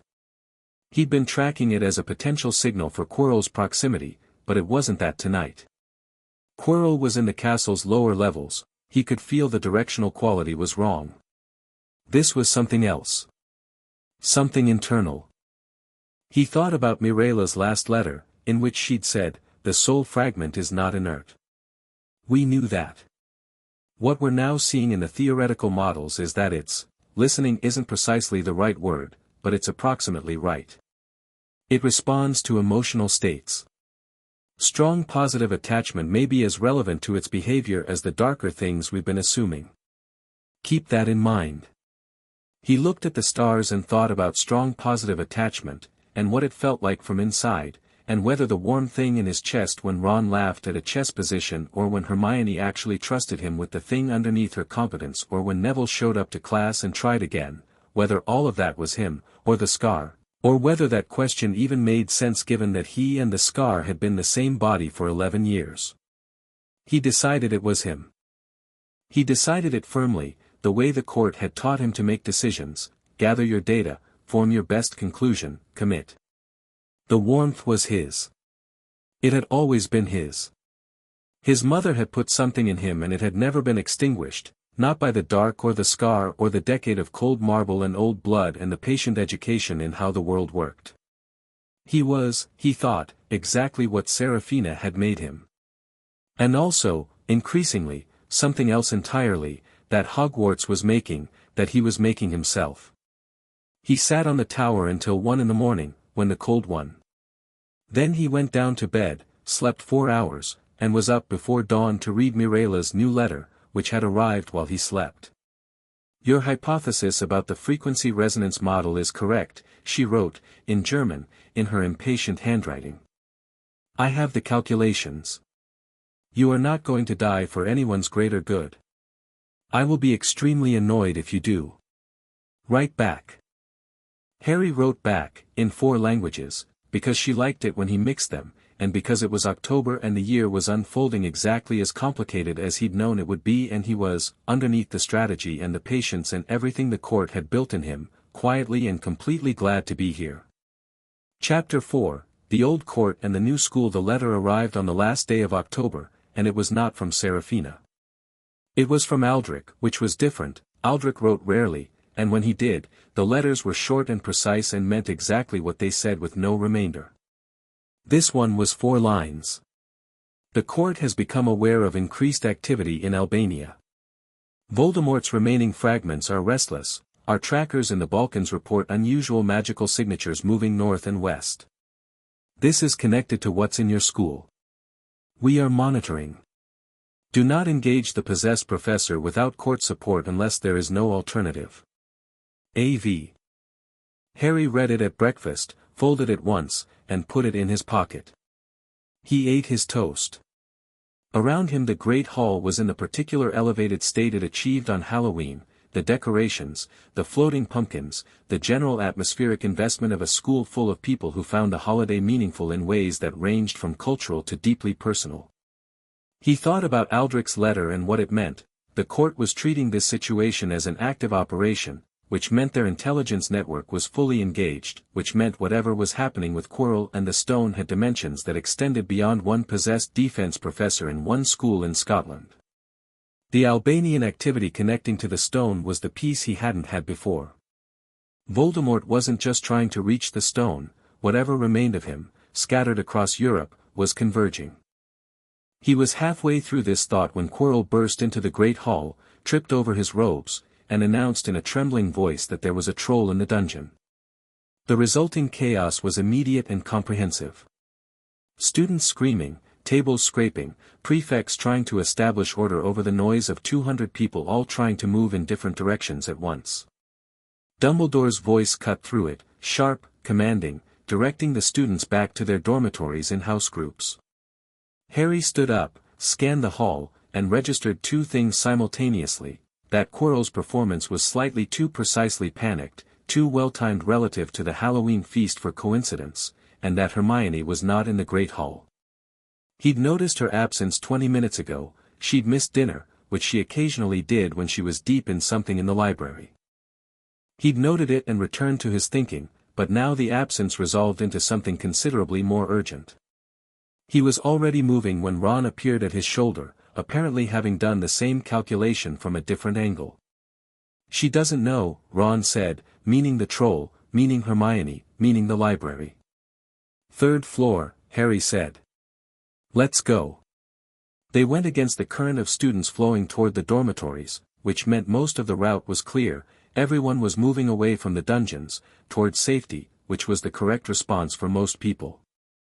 Harry moved fast, not running but with the swift, certain stride of someone who had already determined destination and route and was simply executing.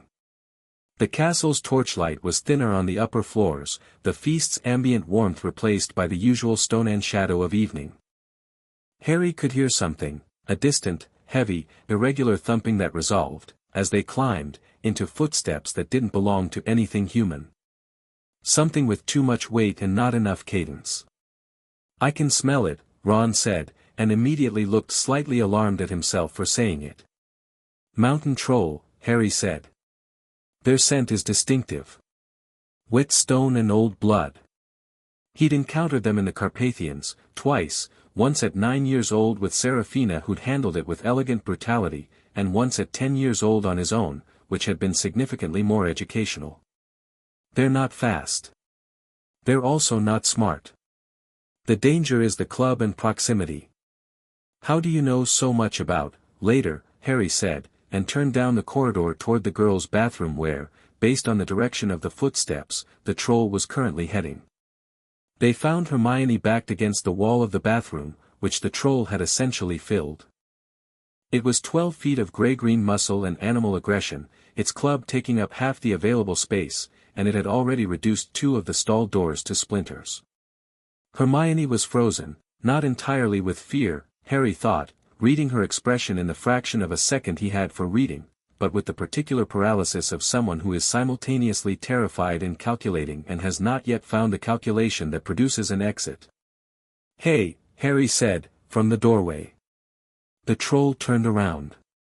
This was the moment that most people experienced as the worst possible outcome, the undivided attention of 12 feet of mountain troll, its small red eyes focusing on you with the complete absence of anything resembling a thought beyond the basic geometry of threat and response. Most people, in this moment, had the instinct to make themselves small. Harry had been taught by Seraphina that making yourself small to something large was a category error. It communicated exactly what you didn't want to communicate, triggered exactly the response you didn't want to trigger. He stood in the doorway with his wand in his hand and gave the troll the same steady, quiet regard he gave everything, and for a moment the troll's club raising slowed. Not because trolls respond to confidence, they didn't, not in any complex way. But because the frequency was wrong. Because Harry was not radiating the fight-or-flight chemical cascade that trolls were wired to hunt. Because there was nothing in his posture that said prey, and trolls, for all their limited cognition, ran on those signals. The moment lasted about 2 seconds. "Confundo," Harry said, clean and quiet, and the troll's eyes glazed with the peculiar distant confusion of a very small brain hitting a complexity wall. He followed it immediately with, Wingardium Leviosa, on the club, not to disarm, but to lift it, and he put it up, fast, as high as the ceiling allowed, and let the weight of the club do the work as it overbalanced the troll's arm and the troll staggered. Ron, who had processed the sequence fast enough to act, was already casting. His knockback jinx was imprecise but it had genuine force behind it, the kind of accidental magical boost that came from a 12-year-old in genuine adrenaline, and it hit the troll in the shoulder and added to the stagger. The troll went down. Not knocked out, trolls had skulls like granite, but disoriented enough, between the confundus and the balance loss, to be folded against the wall, club arm pinned under its own weight. It would recover in 90 seconds, maybe 100. "Hermione," Harry said, "now." She moved. He'd known she would, the paralysis had been calculation, not collapse, and the moment a path opened she was through it. She came out of the bathroom at speed and they went down the corridor, the troll's confused roaring echoing behind them, and turned 2 corners before Harry slowed. Hermione was breathing hard. Her face was pale and her hands were shaking, but her eyes were sharp, already processing, already rebuilding order from the chaos. "Are you hurt?" Harry asked. "No," she said. "No, no." She looked at him. Then at Ron. Then back at Harry.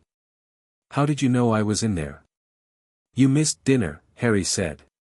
"You never miss dinner voluntarily." "I was upset," she said, and stopped. Ron looked at his shoes.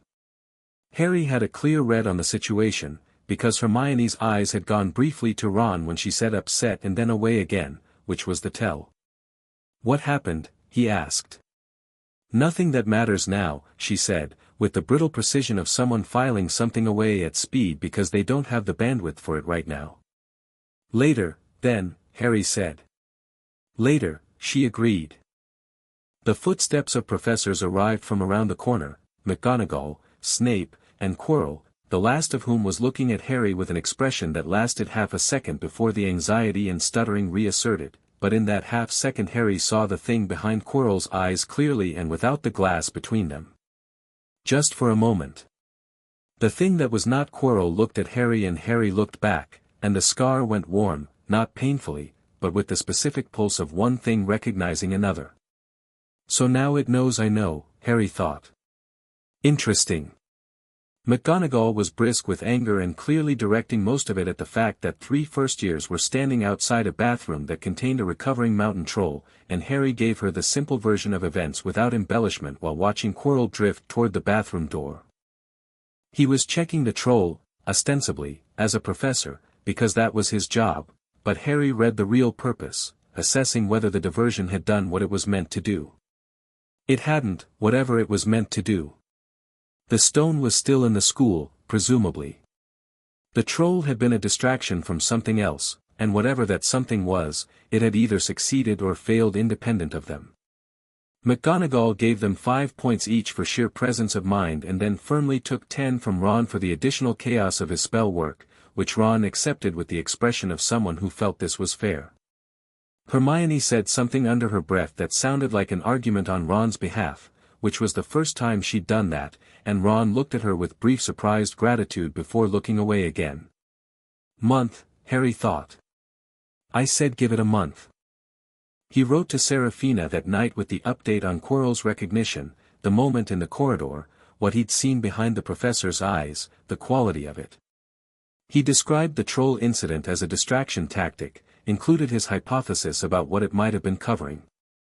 Her response, 2 days later, was brief and carried a weight underneath the brevity that he recognized as her containing something larger.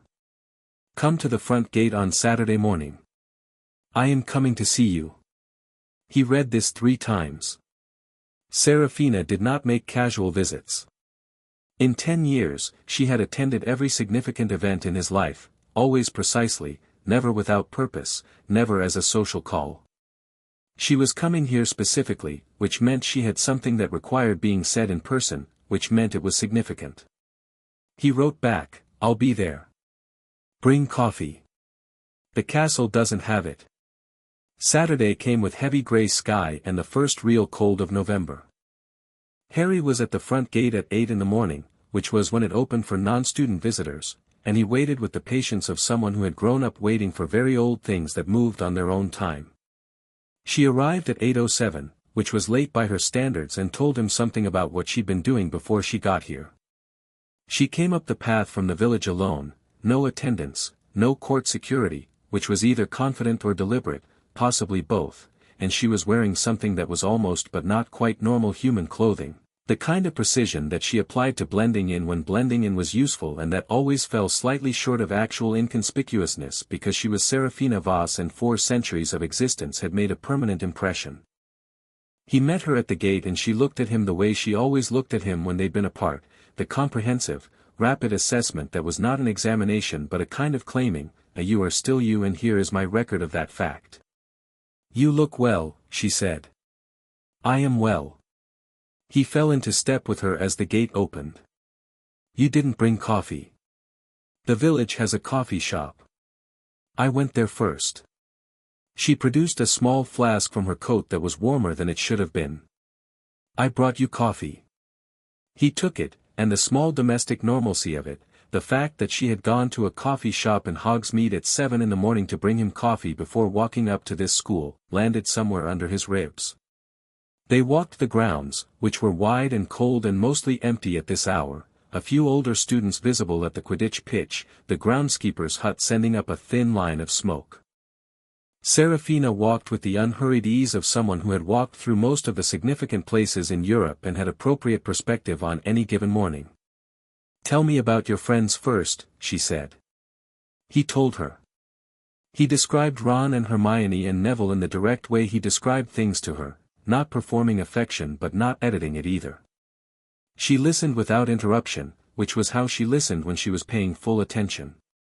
When he finished, she was quiet for a moment. The Granger girl, she said. She sounds like Mirella. I told her that. She wants to meet Mirella.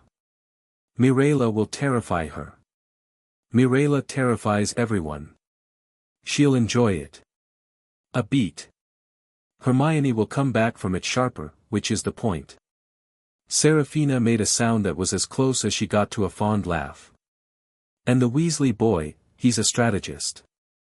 Instinctive rather than trained. The instinct is extraordinary. Harry paused. He grew up feeling like the least significant person in his family. That makes him underestimate himself in a systematic way. I'm working on it. Carefully, Serafina said, not as an instruction but as a confirmation. Carefully, he agreed. She was quiet for another moment. They'd reached the edge of the Black Lake, which was still in the cold morning air, and she stopped and looked at it the way she looked at bodies of water, with the particular attention of something that had been alive long enough to develop a relationship with the slow movement of geological time. Aldrich's letter, she said. Yes. He understated. She turned to face Harry with the directness she reserved for things that required it. The Albanian activity is not just increased. In the last week, 3 of our Balkan network contacts have gone dark. Not relocated, dark. The magical signature monitoring we have across the region shows something that we have not seen in a decade, coordinated movement. Very faint. Barely detectable. But coordinated. Harry was quiet, processing. The soul fragments are not just restless, Serafina said. Something is calling them. Pulling them toward a central point. Our scholar's best assessment is that the fragment in the stone, the form Voldemort has assumed, the possession of your professor, is broadcasting, drawing the scattered pieces toward it the way a lodestone draws iron. So if he gets the stone, if he uses the elixir of life to restore any kind of physical form, however crude, however temporary, the broadcasting becomes a beacon. The other fragments don't just become restless, they begin actively moving toward integration. Her voice was its most precise, which was how he knew this was the part she'd come to say in person. It would accelerate his return by years. Possibly decades. A scattered, diminished fragment possessing an unwilling host is manageable, politically, militarily, strategically. A restored form with fragments actively converging is not the same problem. Harry turned this over. So the stone isn't about immortality in the immediate sense. It's a catalyst. We believe so. The immortality is the secondary function, it's the physical restoration that matters, and what that restoration makes possible. She looked at him. Which means the timeline on intervention is considerably shorter than I initially assessed. I'm not going to let him get the stone, Harry said. I know. A pause. I also know that Dumbledore has a plan that involves you specifically, and that his plan has contingencies you are not part of. He thinks I might have to die. He believes a Horcrux cannot be destroyed while its host lives, Serafina said. He is working on how to reconcile that belief with his genuine reluctance to lose you. He has not resolved it. When he does, he will act. Her eyes held his steadily. He is not your enemy. But he has a calculus that includes outcomes you should not permit. I know. Harry was quiet. Mirella says the resonance model offers a different path. Mirella is right, Serafina said. She also says she needs 3 more months on the extraction mechanism. She's being honest, she doesn't have the complete answer yet. A pause. Which means in the short term, you are operating on the understanding that the Horcrux in your scar is contained, your mother's protection holds, and that if it comes to a confrontation with whatever Quirrell is hosting, the confrontation should not be at full proximity if you can avoid it. And if I can't avoid it? She looked at him for a moment. Then trust what I built in you and don't let sentiment make you hesitate. Harry nodded. He'd known her long enough to understand that she was not telling him to be ruthless. She was telling him not to be afraid, which was different. All right, he said. Was that everything? Almost. She reached into her coat and produced a small velvet pouch, which she held out. From Mirella. She says she adapted it from a 17th-century Florentine working and not to use it carelessly. He opened the pouch. Inside was a ring, plain band, dark metal, with a single small stone that looked, on first examination, like black glass. He held it up, felt the working in it, the patient layered magic of someone who had spent considerable time on a single object. It's a ward, he said. Specifically, it shields the scar from external signal, both incoming and outgoing. If the fragment tries to broadcast, the ring intercepts the signal. If something tries to reach the fragment through you, the ring blocks it. She paused. It will not help in direct physical proximity. But at ordinary distances, it severs the connection. He put it on his right hand, second finger. The ring settled with the slight warmth of active magic. Tell Mirella the craftsmanship is extraordinary, he said. Tell her yourself, Serafina said. Write to her. She worries more than she admits. I know. He looked at the ring for a moment. She always has. They walked back toward the castle, and Harry felt the quality of this, the morning cold, the coffee she'd gone to the village for, the ring from Mirella, the conversation that was simultaneously intelligence briefing and the particular form of love this family expressed, which was preparation. They prepared him. They had always prepared him. It was what they did instead of the things they couldn't do, the things that were not in their nature, the softness, the ordinary warmth, and he had learned, over 11 years, that preparation was its own form of tenderness. At the entrance steps, Serafina stopped. Harry turned. She was looking at the castle with the expression she used when she was computing something complex, which he read, after a moment, not as strategic assessment but as something rarer, something personal. Do you like it? She said. Not the school, specifically. Him. Here. This. Yes, he said. Good, she said. It suits something in you I didn't know what to do with. She paused. I want you to know that I'm glad of that. He looked at her for a moment, this woman who was 431 years old and had rearranged international politics to keep a lightning bolt-scarred baby safe and given him a world and prepared him for everything she could anticipate and had now walked up a path in Scottish November cold with coffee she'd specifically gone to get him. I know, he said. Thank you. For all of it. She did the thing with her hand against his cheek, the same as the train station, brief and cool and complete. Then she turned and walked back down the path without looking back, which was her style. She didn't linger, she didn't diminish an exit, and he watched her go until she disappeared around the curve toward the village. Then he went inside, where he had a meeting to get to. Dumbledore had not explicitly requested to see him this Saturday. But Harry had sent a note the previous evening suggesting the headmaster might be free for a brief continuation of their ongoing conversation, and Dumbledore had written back within an hour saying his office door was open, which was as close to yes, I would like that as the headmaster typically got in written form. The office was the same as before, warm, layered, the portraits pretending to sleep while actively listening, Fawkes turning his gold eye from his perch. But the quality in the room was different today. Dumbledore looked like someone who had not been sleeping well, which on a man of his age and composure meant something had been weighing on him considerably. He offered lemon drops.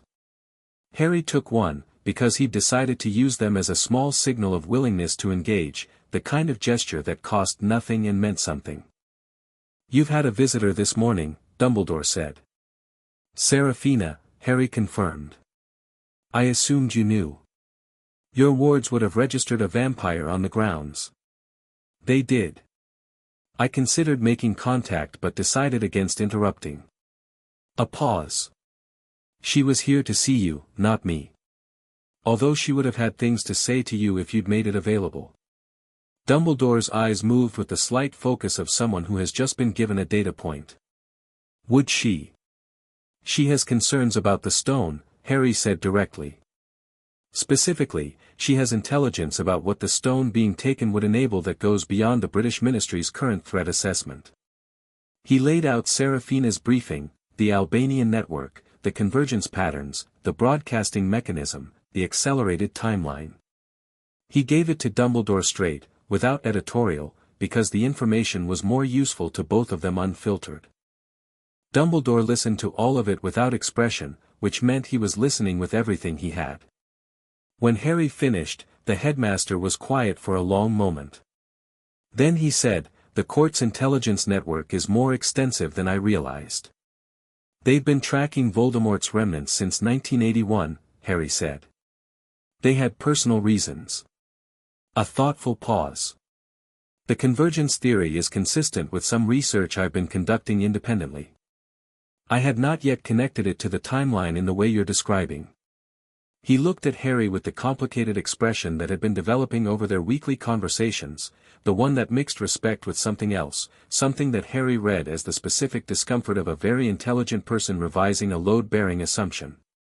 You've been sharing the court's intelligence with me across these conversations. Selectively, Harry said. What's relevant and timely? Why? Harry considered the honest answer. Because I think you're the most effective person in the British wizarding world at strategic response, and because I don't think the war that's coming is winnable if we're working separately. And because I think you're capable of updating your model when given sufficient evidence. He paused. I'm giving you evidence. I want to see if I'm right about the updating. Dumbledore looked at him for a long moment. The expression that moved through his face during this look was one Harry had not seen before, something that was genuinely, specifically moved. Not manipulated, not performed. Actually touched. You are, Dumbledore said quietly, extraordinarily unlike what I expected. You keep saying that, Harry noted. I keep meaning it differently. He picked up a small silver instrument, turned it, set it down. The Philosopher's Stone is protected by measures I consider robust. However, given what you're describing, the timeline compression, the broadcasting mechanism, I want to review those protections with fresh eyes. I wonder if you might be willing to, not to see the stone, but to assess the wards from outside the protected area. Your theoretical framework is different from mine, and different eyes on a problem, when? Harry said. Dumbledore looked slightly surprised by the immediacy. Tomorrow evening. All right, Harry said. There is also, Dumbledore stopped. Started again with the particular care of someone choosing words around something that matters enormously. There is an artifact in the protected area beyond the stone. Something I want to discuss with you before you see it, so you're prepared. Harry waited. A mirror, Dumbledore said. Called the Mirror of Erist. It shows the viewer the deepest desire of their heart. I want to tell you about it now because I am reasonably sure you will find it on your own eventually. You have a thoroughness that I recognize, and I would rather you understand it before you encounter it. Harry thought about this. About what it would show him. He wasn't afraid of the answer, but he was curious about whether he already knew it. What did it show you? He asked. The headmaster was quiet for a moment. Socks, he said. Harry looked at him. A very old man's deepest desire is surprisingly private, Dumbledore said, with a small smile that was both genuine and a wall. I would not expect you to believe me. I don't, Harry said pleasantly. The smile deepened. No. You wouldn't. A pause. What do you think it would show you? Harry considered it honestly. I'm not sure, he said. I have most of what I want, or the foundations of it. My family, in the form it actually takes. My education, my capability. Friends I'm still finding. He paused. If I'm honest, I think it might show me something about the future. Something finished. A world that doesn't need the war to have been survived. He paused. That's not the same as wanting something I don't have. It's wanting the trajectory to resolve. Dumbledore looked at him for a long moment. Do you know, he said quietly, that your mother had a similar quality? Not the same, she was warmer, more immediately emotional, less contained. But that same orientation toward the long view. The willingness to look at the full shape of a thing rather than just the part directly in front of her. Harry held this. It was the most Dumbledore had said about Lily Potter in any of their conversations, and the specific choice of it, now, in this room, in this conversation, felt deliberate and also genuine, which was the headmaster's particular skill, making the deliberate thing also be true. Tell me about her, Harry said. Dumbledore told him. For 40 minutes, in the warm room with Fawkes turning his head between them and the portraits genuinely listening now, no longer pretending to sleep, Albus Dumbledore talked about Lily Evans Potter, her magic, her kindness, the specific fierce intelligence of her, her laugh, the things she'd done the night she died that he still found, after 10 years, genuinely miraculous. He talked about James too, with the different warmth of someone who'd loved a more difficult person, someone who'd tested him. He talked about them both as people, not as symbols, not as the backstory of the boy who lived, but as the specific human beings who had existed and mattered. Harry listened with everything he had. When Dumbledore finished, they sat in silence for a moment that was completely comfortable, the silence of two people who have just shared something real and don't need to fill it. "Thank you," Harry said. "It was past time," Dumbledore said simply. Harry stood to go. At the door, he turned. "The thing you think about the scar," he said. "I know you haven't changed your mind yet. But I want you to know that Mirella is close. She'll have the extraction mechanism within a few months. When she does, I'll bring it to you immediately. And I want you to look at it with actual openness." He held Dumbledore's gaze. "Because I think when you see it, you'll be relieved. I think the version of this you've been carrying, the version where I don't survive, has been hurting you." Dumbledore's face did something very quiet. "Yes," he said, after a moment. "It has." "Then let's find the other ending," Harry said. "Together." He left the office, and the door closed behind him, and in the corridor he stood for a moment with the portrait of a medieval headmistress watching him from the wall, and he thought that things were moving the way they needed to move, and that the board was shifting, and that the trick now was not to push too hard and collapse something that needed to build at its own pace. He went to find Ron, because they had a chess rematch scheduled and Harry had spent the week developing a response to Ron's position-based mid-game that he was genuinely interested to see if Ron could break. That evening the Gryffindor common room was the particular warm chaos of a Saturday after dinner, Quidditch talk and homework negotiations and the Weasley twins running what appeared to be a fairly sophisticated betting operation on which first year would last longest in McGonagall's next assessment, which Harry had respectfully declined to participate in while privately calculating fairly accurate odds. He sat across from Ron with the chessboard between them, and Hermione was in the chair beside the fire with Hogwarts, a history open and what appeared to be private annotations running down the margin, which meant she was reading it for the third time and adding new thoughts, which was a Hermione-specific thing to do. Neville was at the table in the corner, attempting Charm's homework with the focused determination of someone who has decided that this time it was going to work. Harry could see from here that his wand grip was off, which was a holdover from the tension in his hands that happened when he was anxious, which happened when he was trying to perform for an imagined audience rather than just doing the thing. "Your knight," Ron said, pointing. "I see it," Harry said. "I'm thinking. You don't take this long. I'm being careful. You're doing the thing where you've already decided and you're waiting to see if I'll panic and change my position." Harry looked up from the board at Ron, who was looking back at him with the specific smug confidence of someone who has figured something out. "When did you work that out?" "Third game," Ron said. "You do it when you're 3 moves from ending it and you want to see if I'll hand it to you early." He grinned. "Not this time." Harry moved his knight. "All right. Defend." The game went 14 more moves before Harry won, which was the longest he'd needed in 6 attempts, and when it ended Ron sat back with the expression of someone who has genuinely competed and who finds the experience satisfying in direct proportion to how much of himself he put into it.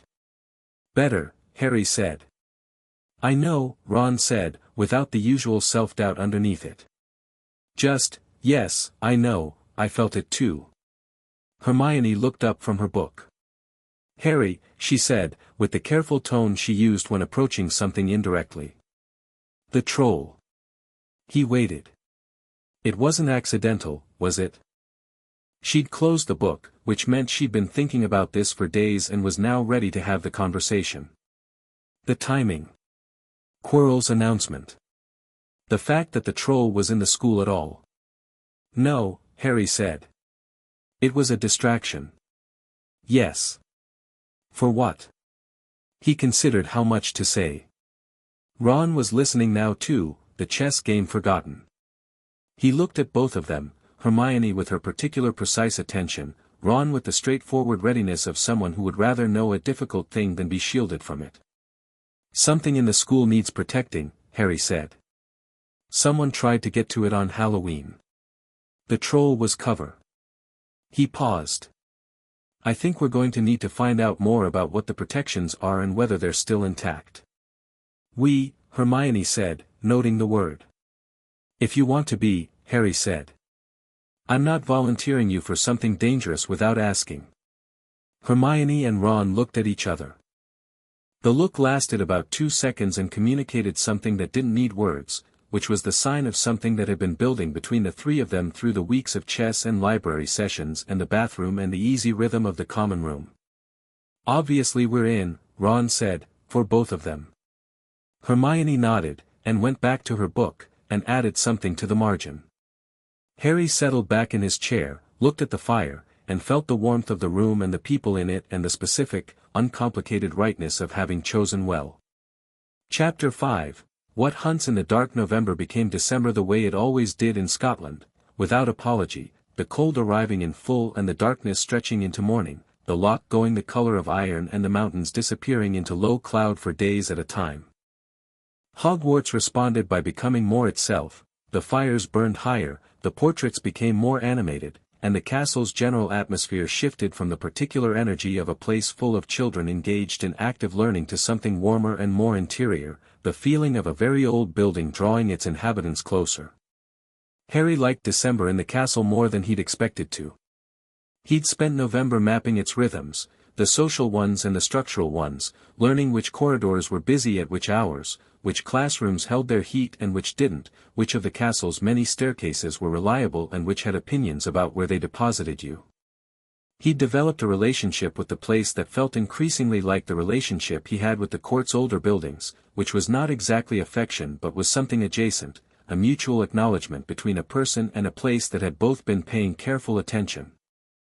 He'd also been paying careful attention to the third-floor corridor. Dumbledore's assessment walkthrough had been instructive. The headmaster had brought him to a point outside the warded area, a heavy door on the third floor that broadcast the specific layered quality of serious protective magic, and Harry had stood there for several minutes simply reading the wards. Dumbledore had watched him do it with the expression of a chess player watching an opponent examine a board he thought he knew completely. What Harry had read was this: the wards were excellent. They were also too visible, which was either a deliberate choice, a visible ward was also a deterrent, or a limitation of single practitioner construction, the way that a single author always has stylistic tells that a reader can learn to recognize. The protections had layers, each designed by a different professor, and the seams between those layers were where the whole structure was most vulnerable. Not easily vulnerable, you'd need to understand all the component elements to exploit any of the seams, but not seamlessly impregnable either. He'd told Dumbledore this. Dumbledore had looked at the door with the expression of someone who has been staring at a painting for years and has just been shown a detail they'd missed. I'll address the transitional vulnerabilities, Dumbledore had said. Do you want me to map them specifically? Harry had offered. A pause. Yes, Dumbledore had said, after a moment's consideration that Harry read as the headmaster deciding to trust something he wasn't entirely sure about yet, which was the right instinct applied carefully, not blind trust, but informed willingness. I would appreciate that. So Harry had maps now, in his head and in a coded notation on parchment that only he could read, of every seam in every ward across the third-floor protections. He kept the maps in his head primarily, because paper was vulnerable in ways that memory wasn't, and because Seraphina had taught him that the most important information was always the information you kept inside your own skull where it couldn't be stolen.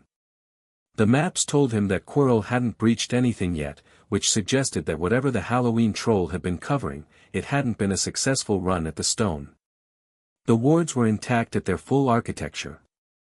But they also told him that Quirrell had tried. There were traces in the outermost ward layer, the fluffy and trapdoor layer, of an attempted workaround that had been deflected but not logged, the magical equivalent of a lock that had been picked and failed but left no evidence to the casual examiner. Quirrell was building up to something. And the thing living inside Quirrell was patient in the way that only something that had spent years as less than a ghost could be patient, had learned patience through the specific discipline of not having a body and needing one. That kind of patience was not comfortable or benign. It was the patience of something that had no alternative. Harry understood that kind of patience, in its way. He'd grown up watching it in the creatures around him. He wrote to Seraphina and Aldrich with the ward assessment.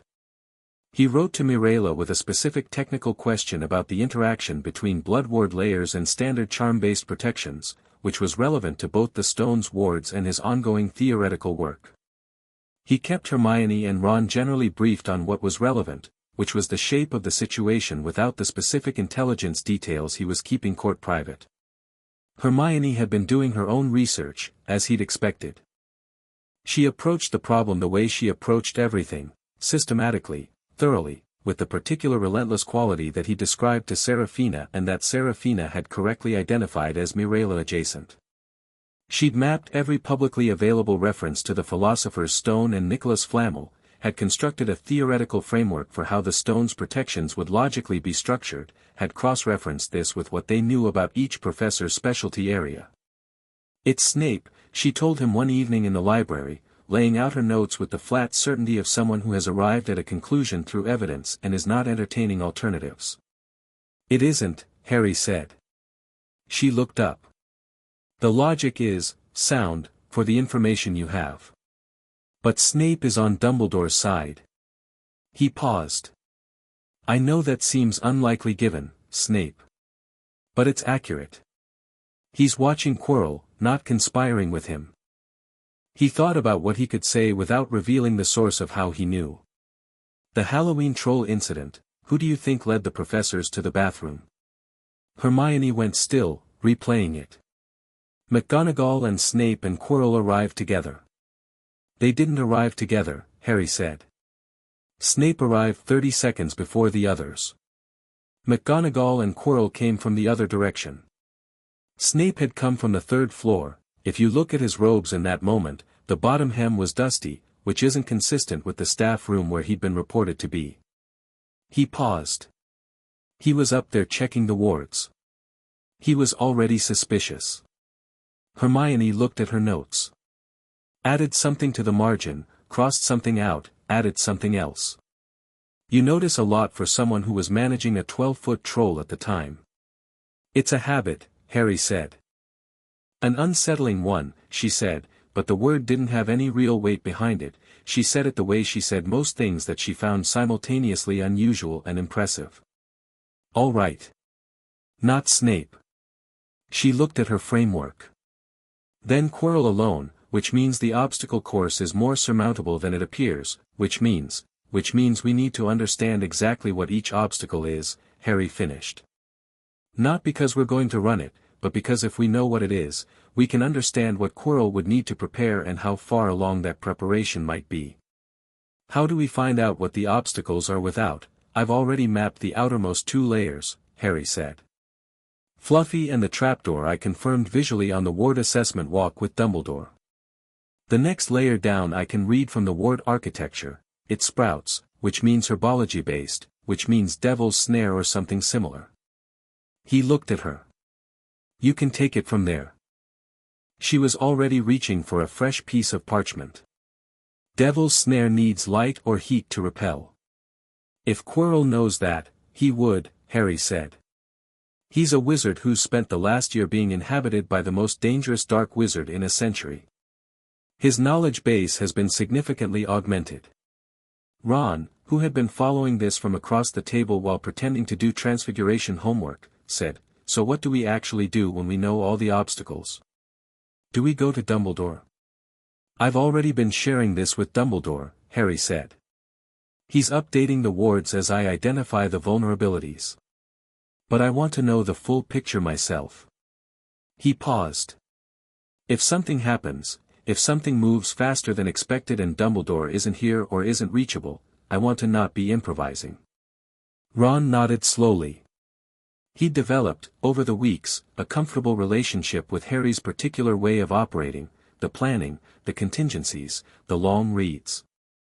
He didn't always understand the full architecture of it, but he trusted the builder, which was a quality Harry found genuinely valuable. Ron didn't need to understand everything. He needed to understand the relevant part and act decisively on it.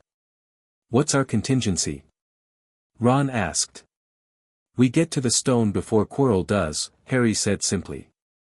"And we make sure that's not necessary by fixing the wards before it gets that far."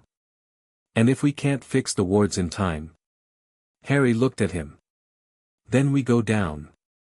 The first Quidditch match of the season was Gryffindor against Slytherin on the 14th of November, and it was the first time Harry had been in front of the school's full population in a competitive context, which he'd thought about more than he let on. Quidditch was not the most important thing happening. It was also, on another level, exactly the kind of thing he was here for, the simple, uncomplicated joy of flying fast in cold air with the game moving around him, the specific challenge of it, the way it demanded the full attention of the present moment in a way that almost nothing else did. He'd practiced with Oliver's team 4 times. The team was good, the Weasley twins as beaters were, Harry had concluded after the second practice, the most naturally talented pair he'd seen at this level, with the specific synchronicity of people who have been doing something together for so long that they communicate by something very close to instinct. Katie Bell and the 2 other chasers had good fundamentals and a passing dynamic that was unusual for first-year coached play. Oliver Wood was a keeper who would throw himself at any shot with the complete commitment of someone who had decided that personal safety was an acceptable variable. Harry had watched the Slytherin team train once, from the stands, ostensibly reading. They were older, more experienced, with Flint driving them through physical contact drills that were about 60% over the line of what was technically legal, which told Harry something about their game strategy. Their seeker, a 4th-year named Higgs, was quick but cautious. He played the odds, waited for certainty. That was the kind of play you could beat if you were willing to commit earlier than caution advised. The match itself was loud in a way Harry hadn't anticipated. The volume of a school full of invested spectators was a different quality from what he'd prepared for, a wave of sound that lived physically in the chest. He launched off the ground and took the first loop around the pitch at altitude, reading the space, feeling the game's early energy. He'd identified 3 things to watch: Higgs's positioning patterns, which told him where the snitch was likely to appear relative to Higgs's predictions, the bludger angles the Slytherin beaters preferred, which would constrain his movement if he let them, and the light, which was the thin winterlow kind that put certain sectors of the pitch in a glare that would make visual tracking difficult. The match was 23 minutes old when he found the snitch. It wasn't where Higgs was looking. Higgs had been drawn to a false flash on the eastern side of the pitch by a bludger trajectory that Harry had noted was suspiciously directed rather than accidental, one of the Slytherin beaters having read Higgs's attention and used it to position him. Harry had dismissed the eastern sector 7 minutes ago and been mapping the low northwest quadrant near the goalpost since then, where the sun angle created a band of shadow that a small gold object would naturally drift toward. The snitch was in that shadow band, hovering 6 feet above and behind the leftmost goalpost. He went for it. Not the way he'd gone for the disc in tryouts. This time he went direct and fast, everything committed, because Higgs was going to see his line in the first 2 seconds and the question was whether he could close the distance before Higgs closed the gap. He could. He had 2 broom lengths on Higgs's starting position and a lower atmospheric drag angle, and he wanted the snitch before it moved. He caught it with 11 seconds to spare, his fist closing around the small golden body with the satisfying precision of something that had been working correctly, and pulled up from the dive 40 feet above the ground with the snitch raised and the crowd's noise going somewhere well beyond loud and into the territory of physical phenomenon. Oliver Wood's shout from the keeper position was incoherent but deeply felt. The twins were beside him in 2 seconds, one on each side, matching his altitude exactly. 11-year-old, Fred said, sounding like someone reporting something he still didn't entirely believe. 300 points for Gryffindor, George said, in the same tone. We've wanted to win this one since second year, Fred said. How does it feel to be our personal favorite person, George said. Ask me again after Wood stops making me do morning practices in December, Harry said. Both twins laughed, and the sound of it mixed with the crowd's ongoing noise, and Harry held the snitch loosely and let himself feel the simple, complete pleasure of having done a thing very well. It was the last weekend before Christmas break when Harry decided to go into the forest. Not because it was a good idea, he was aware it was not a universally endorsed idea, which was why he went alone at midnight rather than proposing it as a group activity. But Serafina's latest letter had flagged something that required confirmation, and the confirmation required proximity to the forest's edge, and proximity to the forest's edge after hours was the kind of thing he'd done before and was comfortable with in a way that he understood was not universal. Our forest tracker in Argyll reports a magical signature consistent with a weakened corporeal form in the Scottish Highlands, she'd written. Moving south and east in patterns consistent with surveillance rather than transit. Whatever is in the forest near your school may be more than Quirrell's backup plan, it may be a presence in its own right. A presence in its own right, not possessing a host, moving under its own extremely limited power. Which meant Voldemort had somehow managed to project something, a fragment, a wraith form, something, into the physical vicinity of the school independently of the Quirrell situation. Which meant the Albanian convergence was closer than the timeline had suggested. Harry needed to know what he was dealing with before he could advise Dumbledore accurately, and the only way to know was to look. He left the dormitory at 11:30, dressed in dark clothes, the ring on his finger with its ward active. He moved through the castle with the particular quality of stillness he could produce when he chose, not invisibility, but the kind of presence that read as part of the architecture, that the eye slid past the way eyes slid past familiar objects. He'd been doing it since he was 7, practicing it in the court's corridors. The castle felt different at midnight, not more dangerous, just more itself, the way places become when the performance of their daily function is set aside and what's left is the deep structure. He went through a side entrance he'd mapped in October, across the grounds in the dark, to the edge of the forbidden forest. The forest at midnight was exactly what it should have been, old and dense and breathing with the particular quality of very large accumulations of living things in the dark, the canopy blotting out most of the sky, the undergrowth pressing close. He stood at the tree line and read the air. Cold, damp, the smell of old leaves and ice and something else, something that was not alive but was not nothing, either. A thin, dispersed magical signature that resolved, as he focused on it, into something he recognized. It was the same frequency as the scar. Extremely faint, extremely dispersed, but the same fundamental note. The fragment in his scar pulsed very slightly, and the ring caught it, damped it down, and Harry was grateful again for Mireille's work. He stepped into the tree line.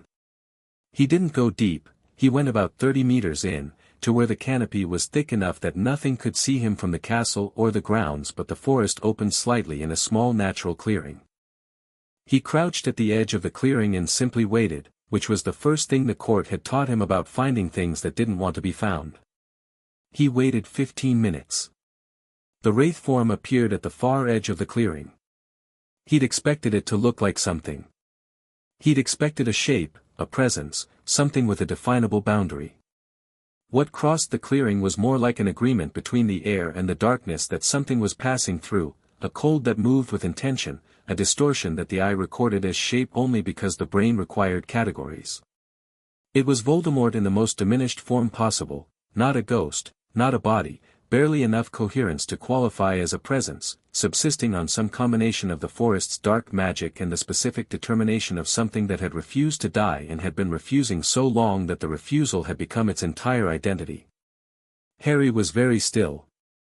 The wraith form stopped at the center of the clearing. It was, detecting something. Searching. The dispersed magical signature concentrated very slightly, the way a dog's attention concentrates when it catches a scent. Harry touched the ring with his right thumb. The ward held. The wraith form turned, slowly, scanning. It went all the way around the clearing and back, and Harry was close enough, 20 meters, that if it had any significant detection capability he would have been obvious. But this form had almost nothing left.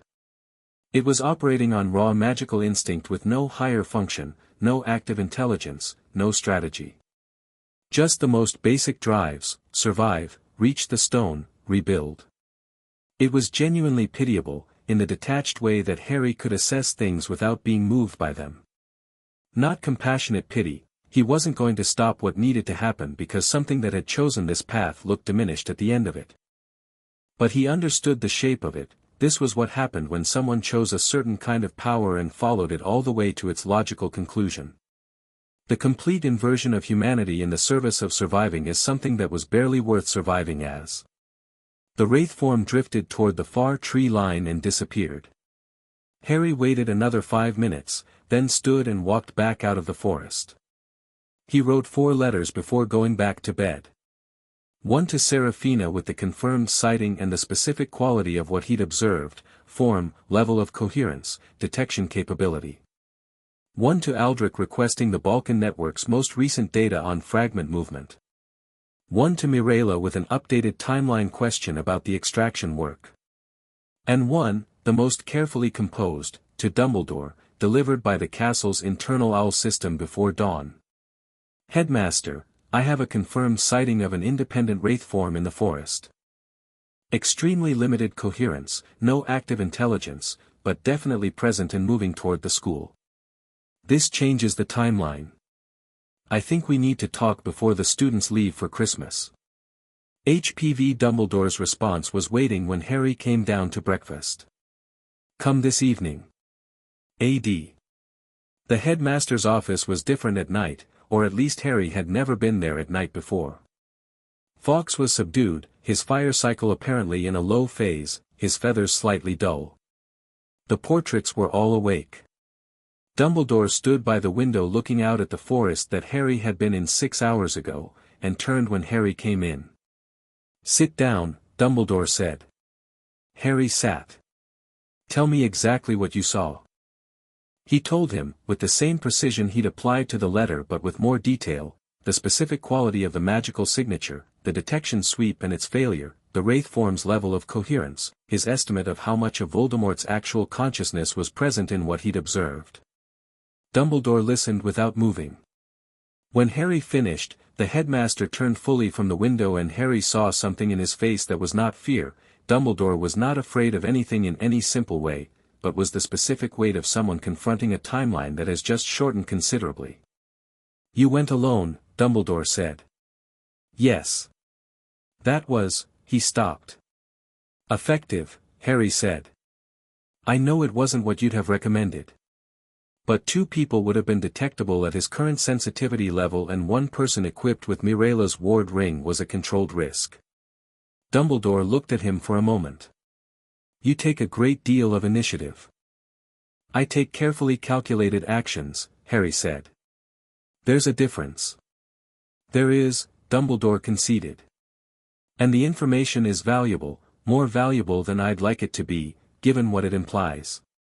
He moved to his chair and sat down with the specific deliberateness of someone choosing to occupy a seat rather than just sitting in one. It implies that our timeline for the stone is shorter than I'd planned for. The wraith form in the forest suggests Voldemort has more capacity for independent action than his possession of Quirrell indicated. 2 simultaneous operational presences, Harry said. Quirrell for active intelligence gathering and the internal approach to the stone, the wraith form for external surveillance and, I think, as an emergency backup. If Quirrell fails, the wraith form is positioned to pursue an alternative. He paused. Which also means the 2 presences are communicating. Not continuously, the wraith form has almost no active intelligence, but at a basic signal level. Whatever Quirrell knows, the wraith form knows. Which means the wraith form knows about you, Dumbledore said quietly. Yes. Harry said this without any particular alarm because the alarm would not have been useful and the truth of it was something he'd already processed. It looked for me in the clearing. The ring held and it didn't find me, but it was looking in approximately the right area. That's not random, that's signal. Dumbledore was quiet for a moment. Are you afraid? No, Harry said. Are you? A pause. I am concerned, Dumbledore said, carefully. I find I am significantly more concerned than I was yesterday, which was already a state of some concern. And I find, he looked at Harry steadily, that I am concerned in ways that have become considerably more personal than the strategic over the course of this term. Harry held that. It was the closest Dumbledore had come to saying directly what the weekly conversations had been building toward, the shift from the headmaster managing the boy who lived to something that was beginning to resemble two people with a genuine investment in each other's well-being. Harry didn't take it lightly. "I'm going to be careful," Harry said. "I'm not going to do anything without calculating it first.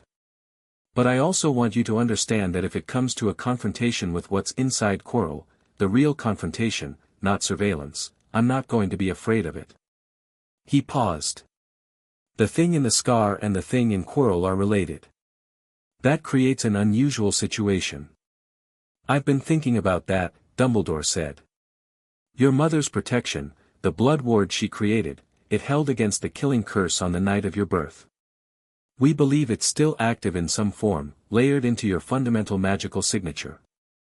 The implications of that protection in close proximity to a Voldemort-inhabited host are unknown," Harry said. "Theoretically significant," Dumbledore corrected. "Your mother worked at the highest level of sacrificial magic. What she did hasn't been replicated. Its effects, in unanticipated circumstances, may behave in ways that neither of us can predict." Harry thought about this. About what Lily Potter's working might do in proximity to the thing that had been present when it was cast. He couldn't know, and not knowing was a variable he needed to account for. "Then we don't let it get to a full confrontation if we can prevent it," Harry said. "We focus on fixing the wards. We make the stone inaccessible before Quirrell's planning reaches the execution stage." He paused. "And if it does get to a confrontation anyway, we trust that my mother knew what she was doing." Dumbledore looked at him with an expression that did something complicated. "I have been saying something similar to myself for 10 years, he said quietly. "I hope we're both right." "We will be," Harry said. "Not with the confidence of someone who has no doubts, but with the specific conviction of someone who has examined the doubts and decided they are not going to make decisions based on them." The corridor outside Dumbledore's office was empty at 9 in the evening, which was an hour past curfew, and Harry walked it with the easy certainty of someone who had established, through a combination of Snape's grudging acknowledgement of his competence and McGonagall's careful distinction between rules that were safety-critical and rules that were administrative, a kind of understood arrangement about his after-hours movement that no one had explicitly sanctioned and no one had explicitly challenged. He turned the corner toward the main staircase and found Draco Malfoy. This was not an ambush. Draco was sitting on a window ledge in the corridor with his robe slightly rumpled and his hair lacking its usual architectural precision, which meant he'd been sitting there for some time before Harry appeared. He looked like he'd been thinking hard about something that hadn't resolved into comfortable answers. He looked up when Harry turned the corner, and for a moment neither of them adjusted for the public register. No performance, no positioning. They were both out after curfew and both knew it, which created a specific kind of candor that wasn't available in daylight. "I wasn't waiting for you," Draco said. "I know," Harry said. He slowed rather than continuing past. "But I'm here." Draco looked at him for a moment. The calculation moved behind his eyes and then, deliberately, Harry thought, which was significant, stopped. "My father sent a letter." Harry waited. "He wants to know what you're like." Draco's voice was flat, giving nothing away except the fact that the flatness was deliberate. "What you know, what you want, what the court's position is." He framed it as paternal interest. He paused. "He frames most things as something else." Harry leaned against the wall across from the window ledge. "What did you write back?" "Nothing yet." Draco looked at the window, at the dark outside it. "He'll expect a comprehensive assessment. He thinks I've been building a relationship with you as an intelligence asset." "A beat." "I haven't. We've just been talking. In the corridors and in potions when we worked near each other and last Tuesday in the library." He turned to look at Harry directly. "That's different." "Yes," Harry said. "It is." Draco's jaw worked. "He would want me to use it." "I know. I'm telling you that's what he wants because," he stopped. The stopping was the interesting thing, not the cover of finding the right words, but the genuine stop of someone arriving at a decision in real time and not quite finished with it yet. Because you're not going to, Harry said. A long pause. No, Draco said. I'm not. He said it like he was checking the weight of the decision by holding it out loud, and finding that it held. Harry looked at him for a moment. Draco Malfoy at 11, on this corridor window ledge at past curfew with his father's letter in his pocket, making a choice that was going to cost him something, not immediately, but eventually, when Lucius Malfoy figured out that his son had decided not to be an instrument. That cost was coming and Draco knew it was coming, and he was making the choice anyway. That told Harry more about what Draco actually was than anything else in the 3 months they'd been in the same school. For what it's worth, Harry said, I already knew he'd asked. Serafina monitors Malfoy Manor's outgoing correspondence through channels I won't specify. He said it simply, not as a revelation designed to impress but as the honest context. So your father doesn't have a window into the court's position through you, he doesn't have a window at all. Draco absorbed this. You've known since the letter arrived. Early November. Another pause. And you kept talking to me anyway. What you were going to do about it was more interesting than the letter itself, Harry said. And I thought you'd make the right choice eventually. You couldn't have known that. No, Harry admitted. But the indicators were good. Draco looked at him with an expression that was extremely complicated and extremely genuine, the face of someone who has just been told they were bet on and finds it both gratifying and slightly infuriating. You're absurdly confident. I'm usually right, Harry said. It's a different thing. A short silence. Then Draco uncurled from the window ledge and stood up, pulling his robes back into something resembling order. I'm going to write back and tell him you're a standard Gryffindor hero type with an unusual background and no real political sophistication. Accurate description, Harry said. It's a terrible description and we both know it. Draco looked at him.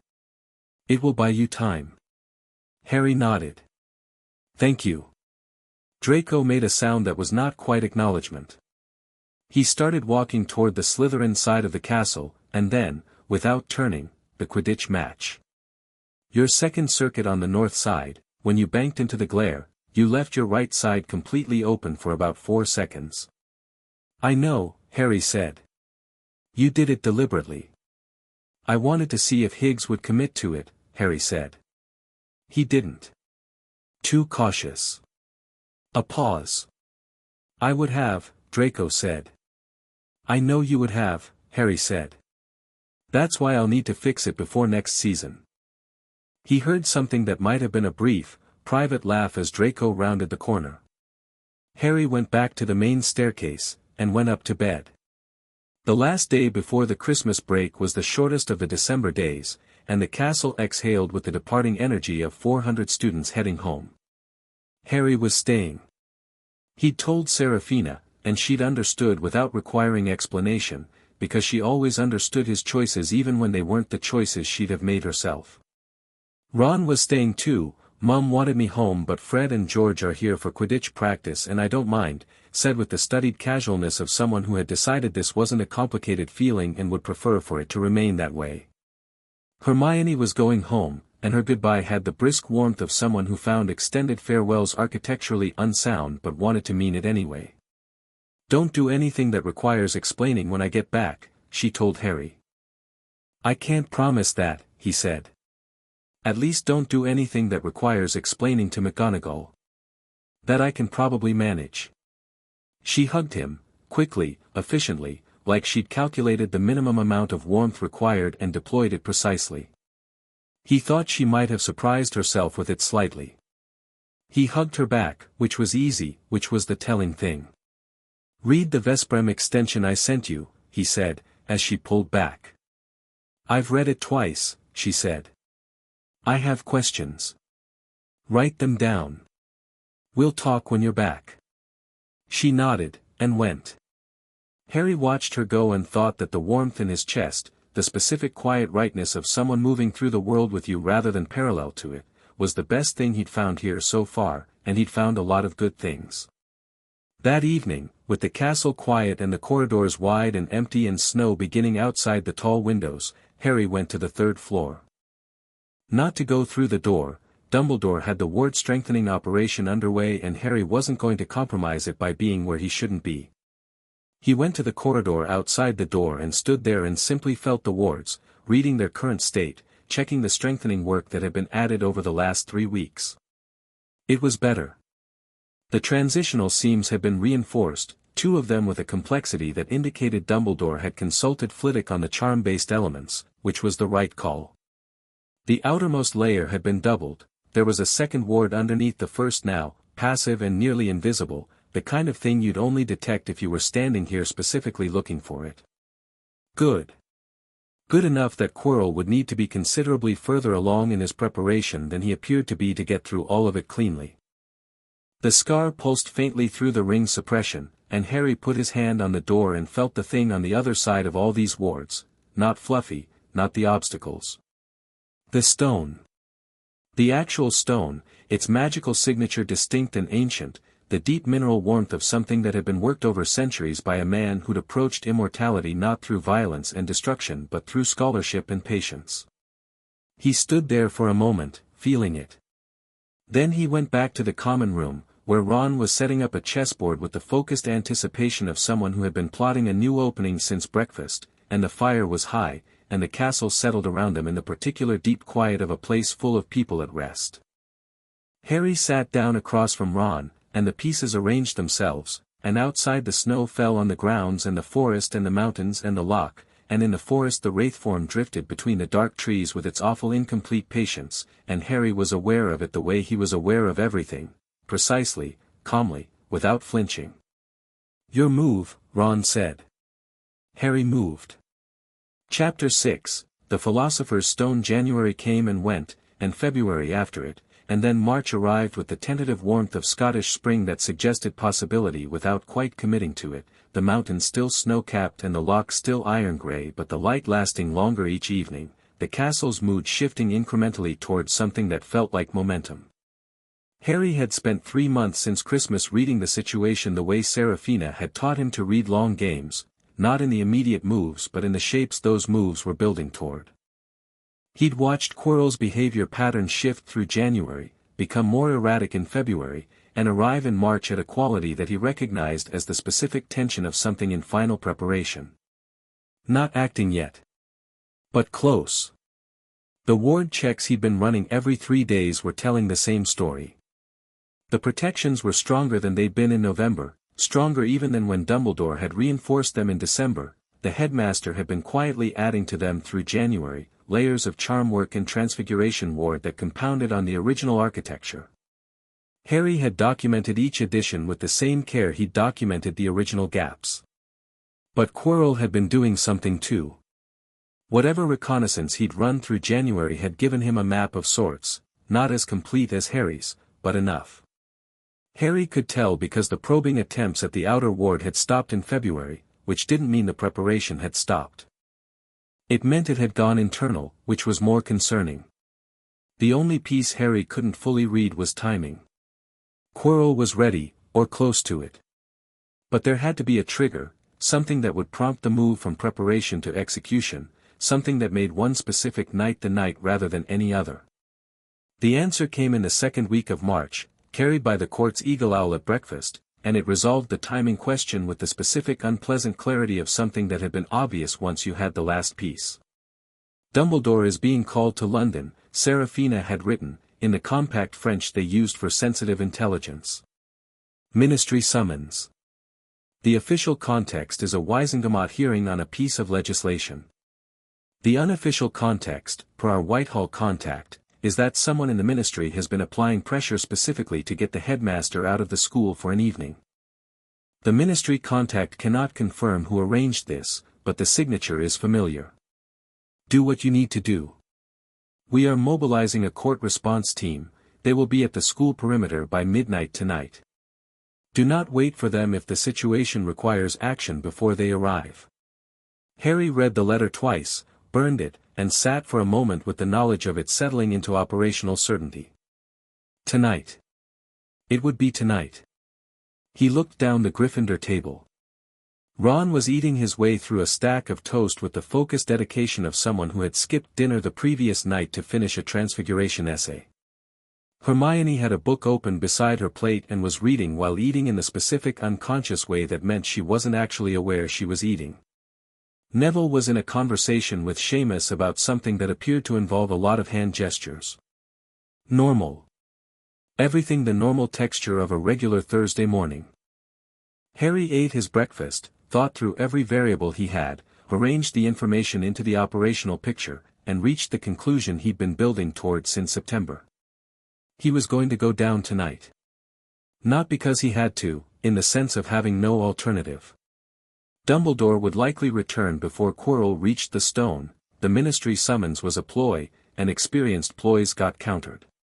But the wraith form in the forest had been moving closer through March, and if tonight was the window that Quirrell had selected, there was no guarantee Dumbledore would be back in time, and there was no one else at this school who could handle what was at the bottom of that trapdoor if things went the wrong way. He'd made peace with that fact months ago. He was here. He had the tools. He had the understanding. Sending a Patronus message to Dumbledore and then hiding in his dormitory waiting for the adults to handle it was not a choice he was going to make. He found Hermione and Ron in the library after lunch, which was where they usually were on Thursday afternoons, and he sat down and told them what he knew.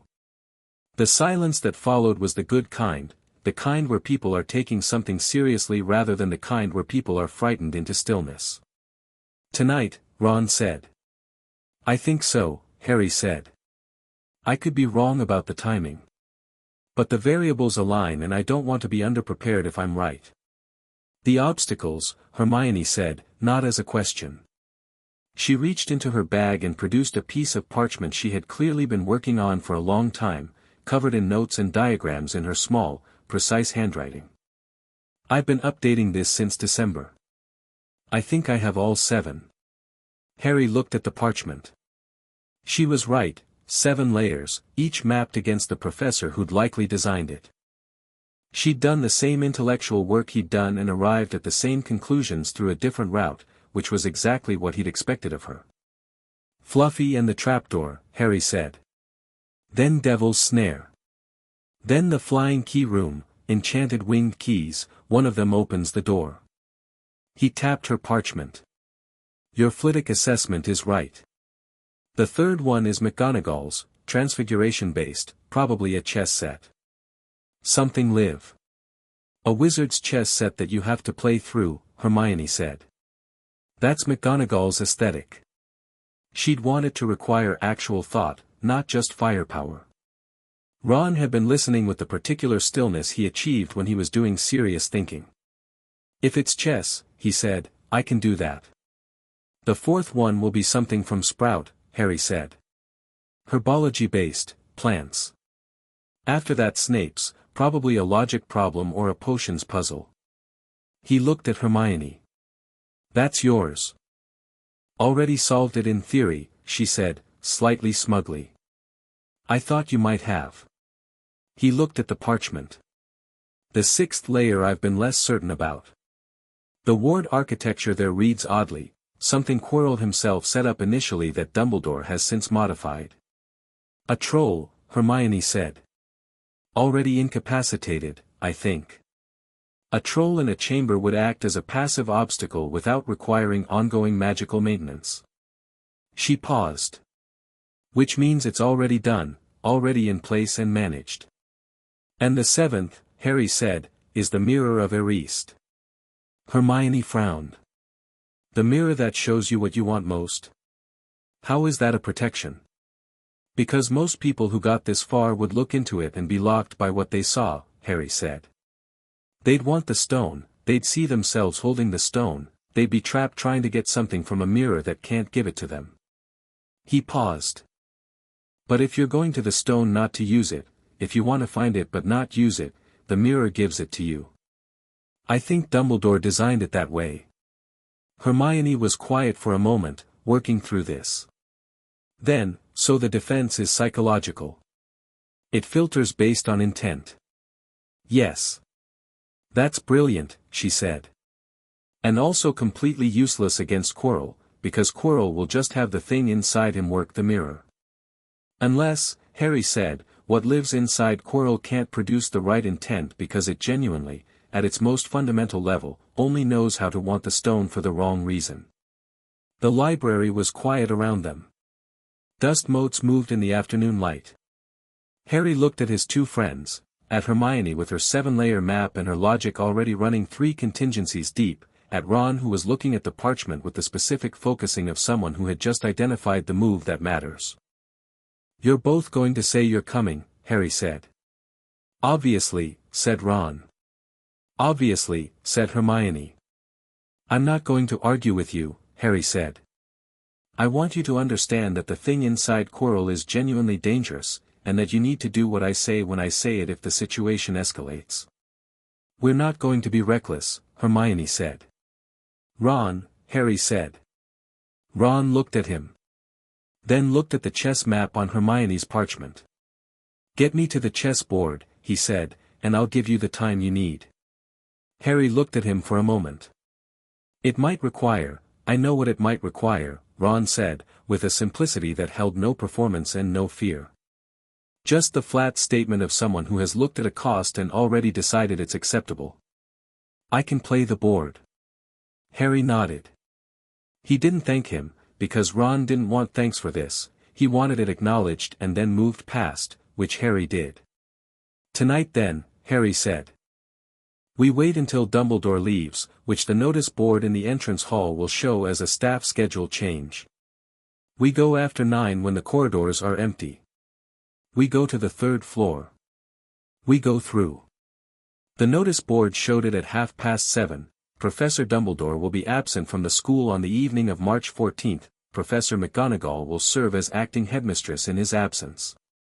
Harry saw it, nodded to himself, and went to eat dinner with the particular calm of someone who has finished planning and is now in the execution phase. He ate well, deliberately, methodically, because you went into uncertain physical situations with fuel, and talked to Neville about his improving herbology marks, which were genuinely good, Neville having discovered in the later weeks of term that he had an exceptional intuition for living things that translated into practical magic once the anxiety was sufficiently managed.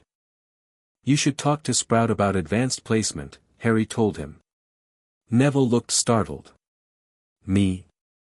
Your practical scores are in the top 3 this term. Your instinct with plant magic is unusual, you feel what a plant needs before you've identified it theoretically. That's not a common skill." He looked at Neville levelly. "You've been so focused on the things that are harder for you that you haven't noticed what you're actually exceptional at." Neville sat with this for a moment. The round face did the complicated thing it did when someone said something that landed in a tender place and he didn't know whether to let it sit or deflect. He let it sit. "Maybe," he said. "Definitely," Harry said. "I'll talk to Sprout with you if it's easier." "You don't have to, I know." Harry met his eyes. "I want to." Neville nodded, and looked at his plate, and Harry could see something settling in him, not quite confidence yet, but the ground that confidence grew from. He'd been watching it accumulate in Neville for months. The thing about people who'd been told they were insufficient from early on was that when someone started treating them as something other than insufficient, they didn't immediately believe it, they absorbed it slowly, the way cold stone absorbed heat, and then one day you noticed the stone was warm. After dinner, Harry went back to the dormitory and changed into dark clothes, tucked his wand into his sleeve in the court's preferred carry position, accessible in under a second, not visible in ordinary movement, and sat on the edge of his bed for a moment. He thought about Seraphina's letter. The response team at the perimeter by midnight. He thought about Dumbledore on his way to London, being managed away from his school by something that had been planning this particular move across the entire school year. He thought about the wraith form in the forest and the ring on his finger and everything Mirella had built into it. He thought about what lived inside his scar, sealed by his mother's working, and what would happen when it came within proximity of what lived in Quirrell's body. He'd prepared for this. He'd been preparing for it, in various forms, since he understood what the scar was. He was as ready as he could be. The variables he couldn't control he'd accounted for to the best of his capability and set aside, because variables you can't control are simply the weather, you prepare for all weather and you move regardless. He went to find Ron and Hermione. The third-floor corridor at 9:15 was exactly as Harry had left it in December, quiet, dark, the heavy door broadcasting its ward architecture to anyone who knew how to read it. What was different tonight was the quality of the wards. 3 of the 7 layers were running at reduced amplitude. "Someone's already been through," Hermione said, reading the same thing. "Quirrell," Harry said. "Within the last 2 hours. The uppermost layers are resetting from an intrusion passage." He assessed the current state with the specific focus of someone who has spent months learning this system and can feel its current state the way you feel a door that's been recently used. "He's inside. He's past the first 2 layers. Then we need to move," Ron said. Harry put his hand on the door and felt through it, getting the picture of what was active and what had been temporarily subdued. Quirrell had used something on Fluffy, music, he thought, from the faint residue of an acoustic charm on the door's ward surface. Older than standard spell work, folk-based. Clever. He opened the door with a focused dispersion of the ward's challenge mechanism, not breaking it, just stepping through it cleanly, the way he stepped through most things, and they went in. Fluffy was asleep. Enormous and 3-headed and filling the room like a small building, all 6 eyes closed, the breathing a heavy slow roll of sound in the stone chamber. The trapdoor was open. Harry looked at it. Then at the dog. "Ron," he said, quietly. Ron produced his flute, he'd been carrying it since they'd first mapped this layer, because you prepared for all weather. He played, carefully and not particularly musically, but music didn't need to be musical for this purpose, just rhythmic, just present. Fluffy's breathing deepened. All 3 heads stayed down. Harry went through the trapdoor first, dropped into the dark. The devil's snare caught him immediately and enthusiastically, which was exactly as unpleasant as expected. Harry didn't fight it, fighting it was what it wanted, he relaxed completely into it, the total physical release of tension that Seraphina had spent 2 years teaching him when he was 7, and the tendrils lost their purpose and loosened. He pulled his wand, cast Incendio in a controlled arc around himself, and the devil's snare retreated from the heat with the rapid unhappy recoiling of something that has found the wrong food. He called up to Hermione, who came through and did the same. She'd read the theory, understood the instinct response, managed it in about 4 seconds, which was impressive. Ron came through and managed it in 6, which was respectable. The chamber beyond was narrow and led to the next one. Harry moved. The key room was vast, the enchanted keys a storm of beating wings and flashing metal in the torchlight, the door ahead heavy with the lock that only the right key opened. Quirrell had already been through here, one of the wing joints on the lock's chosen key was bent at the angle of something that had been caught hard. He'd used a broomstick that was still hanging in the corner, taken hurriedly, the proper summoning hook still swinging. Harry summoned the key with a direct summoning charm that caught it in the first pass because he'd been watching the flock's movement since the door opened and had already identified which key was the right one by the specific dull quality of its wing joint. He unlocked the door, and they moved on. McGonagall's chess set stopped him for exactly 4 minutes. The board was life-size, the pieces towering stone and darkness, the far door 20 meters across on the other side. The opposing side was still set from Quirrell's passage, which meant Quirrell had played through rather than forced through, he'd respected the obstacle, which told Harry he'd known what it was in advance. But Quirrell had played through based on his own capability, which was not chess.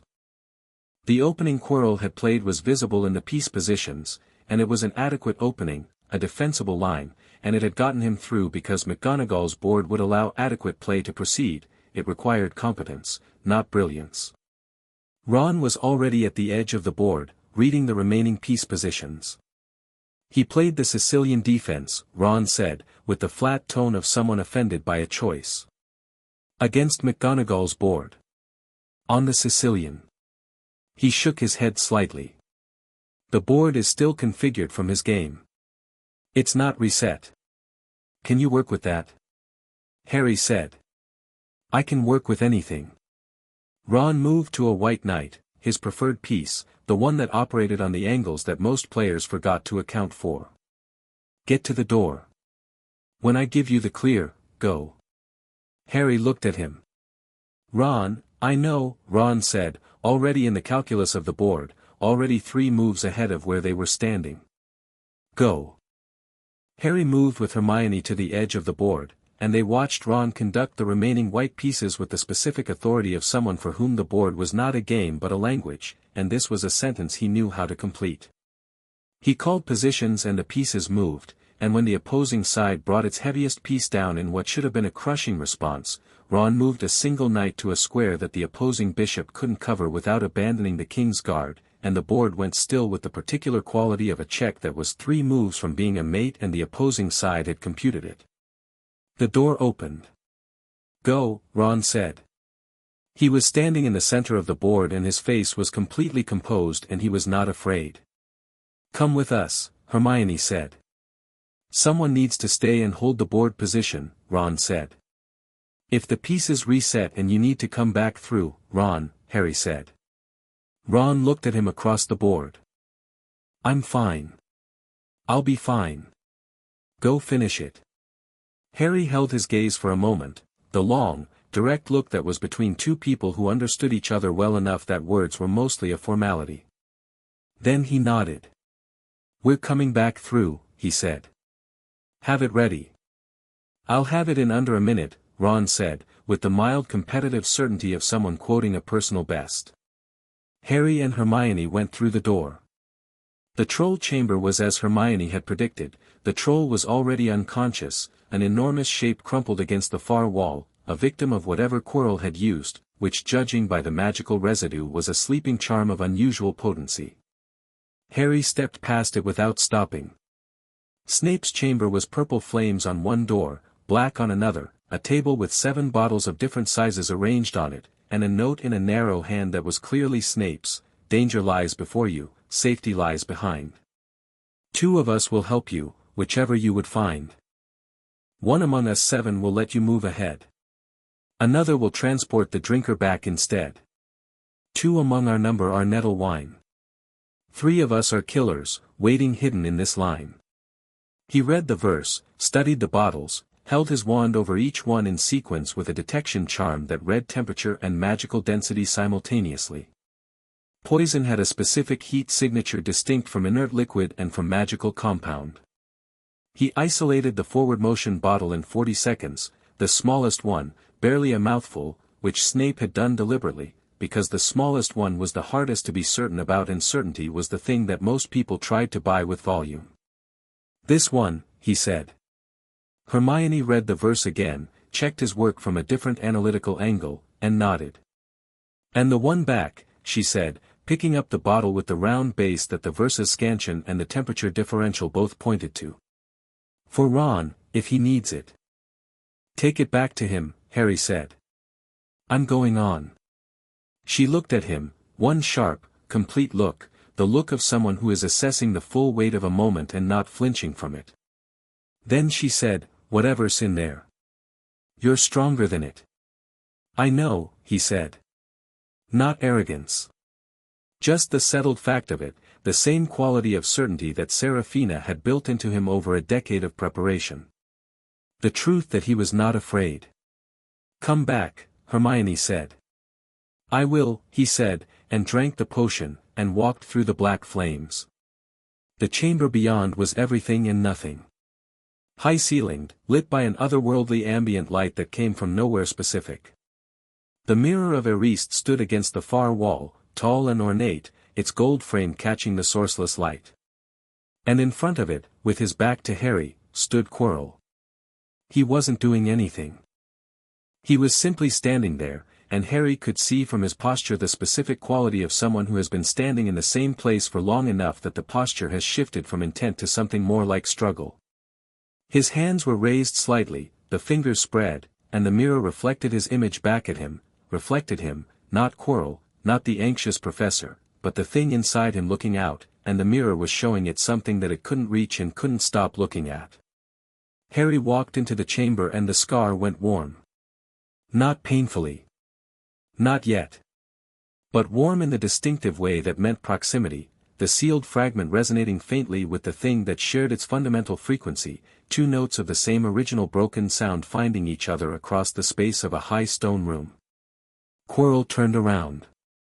Harry had prepared himself for this, for seeing the professor's face reconfigured by what was behind it, for the quality of ancient intelligence looking through borrowed eyes. He'd prepared himself and he still found it a specific, distinct kind of unpleasant, the wrongness of a person who wasn't a person anymore in any meaningful sense, the violence of possession displayed in a human face. Harry Potter, Quirrell said, and it was the voice of both of them, Quirrell's stutter stripped away, the voice underneath it smooth and cold and unhurried, accustomed to being the most significant thing in any room. "I've been expecting you." "I know," Harry said. "You've been watching me all year." The voice carried something that was not quite admiration and not quite contempt, the specific regard of one intelligence for another that it has been watching operate. "The ward assessments. The forest surveillance. The ring your tutor made." A pause. "She's talented, your Mirella. The ward works well. At ordinary distances. Less well at close range," Harry said, not as a concession but as an acknowledgement. The ring was still active, still suppressing, but the proximity was creating pressure against the suppression now, the warmth in the scar building incrementally with each passing second. "Come to look in the mirror?" Quirrell asked. He moved aside from it, a graceful step, the gesture of someone offering access. "Please." Harry looked at the mirror. He walked to it, not with the rushed need of someone trying to beat another person to something, just with the steady movement of someone going where they intended to go. He stood before it, and he looked. The mirror showed him many things. The things he'd told Dumbledore he expected, the sense of completion, a world where the war had been survived, where the ground under all their feet was solid. It showed him the court and Hogwarts existing without contradiction, not requiring a choice between them. It showed him the specific faces of people he'd collected over the year, Ron and Hermione and Neville and Dumbledore and McGonagall and even Draco, though that one in a different register, and he looked at all of it, clearly and without flinching, and let it show him what it wanted to show him. He felt the stone press into his palm from inside his own pocket. He looked down. The stone was there. Smooth and red and warm, heavier than its size suggested, with the deep mineral warmth he'd felt through the ward, the specific ancient magic of something that had been made with enormous skill for purposes that were not evil and had been brought here by the fear and the hunger of something that had no business using it. The mirror had given it to him. Because his intent was right, he wanted it in order not to use it, and the mirror had known that the moment he stood before it. He closed his fingers around it. "Hand me the stone," Quirrell said. He'd seen Harry look at his pocket. He'd known the mirror's mechanism was active. "No," Harry said. The word settled into the chamber with the particular quality of a very simple thing that meant something large. Quirrell looked at him, and the thing behind Quirrell's eyes looked at him, and Harry looked back at both of them with the steady, patient regard of something that had made its decision and was done revising. "You're 11 years old," Quirrell said. "Yes," Harry agreed. "You are standing in front of something that was once the most powerful dark wizard alive," Quirrell said, with the specific patience of something explaining itself to something lesser. "You cannot win this." "I'm not trying to win anything," Harry said. "I'm trying to stop you from getting the stone, which is a different and much simpler problem." Quirrell raised his wand. The spell that came from it was not any school curriculum spell, it was old, raw, the specific heavy dark of fully operational dark magic, the kind that didn't have names in standard textbooks because the standard textbooks had been written by people who chose not to know its names. Harry deflected it. Not with a shield charm. Shield charms were the defensive reflex of standard magical training, and standard magical training had gaps that experienced dark magic knew to find. He deflected it with the dispersal technique that Serafina had taught him at age 8, which was not a charm but a fundamental magical principle: redirect rather than resist, change the vector rather than absorb the force. The spell went sideways, hit the stone wall, and left a burn mark that smelled of something very old. Quirrell's eyes registered surprise for the first time. "Where did you learn that?" he said. "Court training," Harry said, and moved. He didn't move toward Quirrell directly. That was what Quirrell was positioned for, a direct engagement, and positioning yourself for what an opponent was prepared for was the first tactical error in close quarters. He moved at an angle, circling, keeping his distance and his angle simultaneously, and as Quirrell tracked him, he was doing something else. He was feeling the wards in the chamber, the residual magic, Quirrell's own preparation work from tonight, the specific signature of the dark magic he'd just deflected, and underneath all of it, the warm sealed thing in the scar and what the proximity was doing to it. The seal was holding.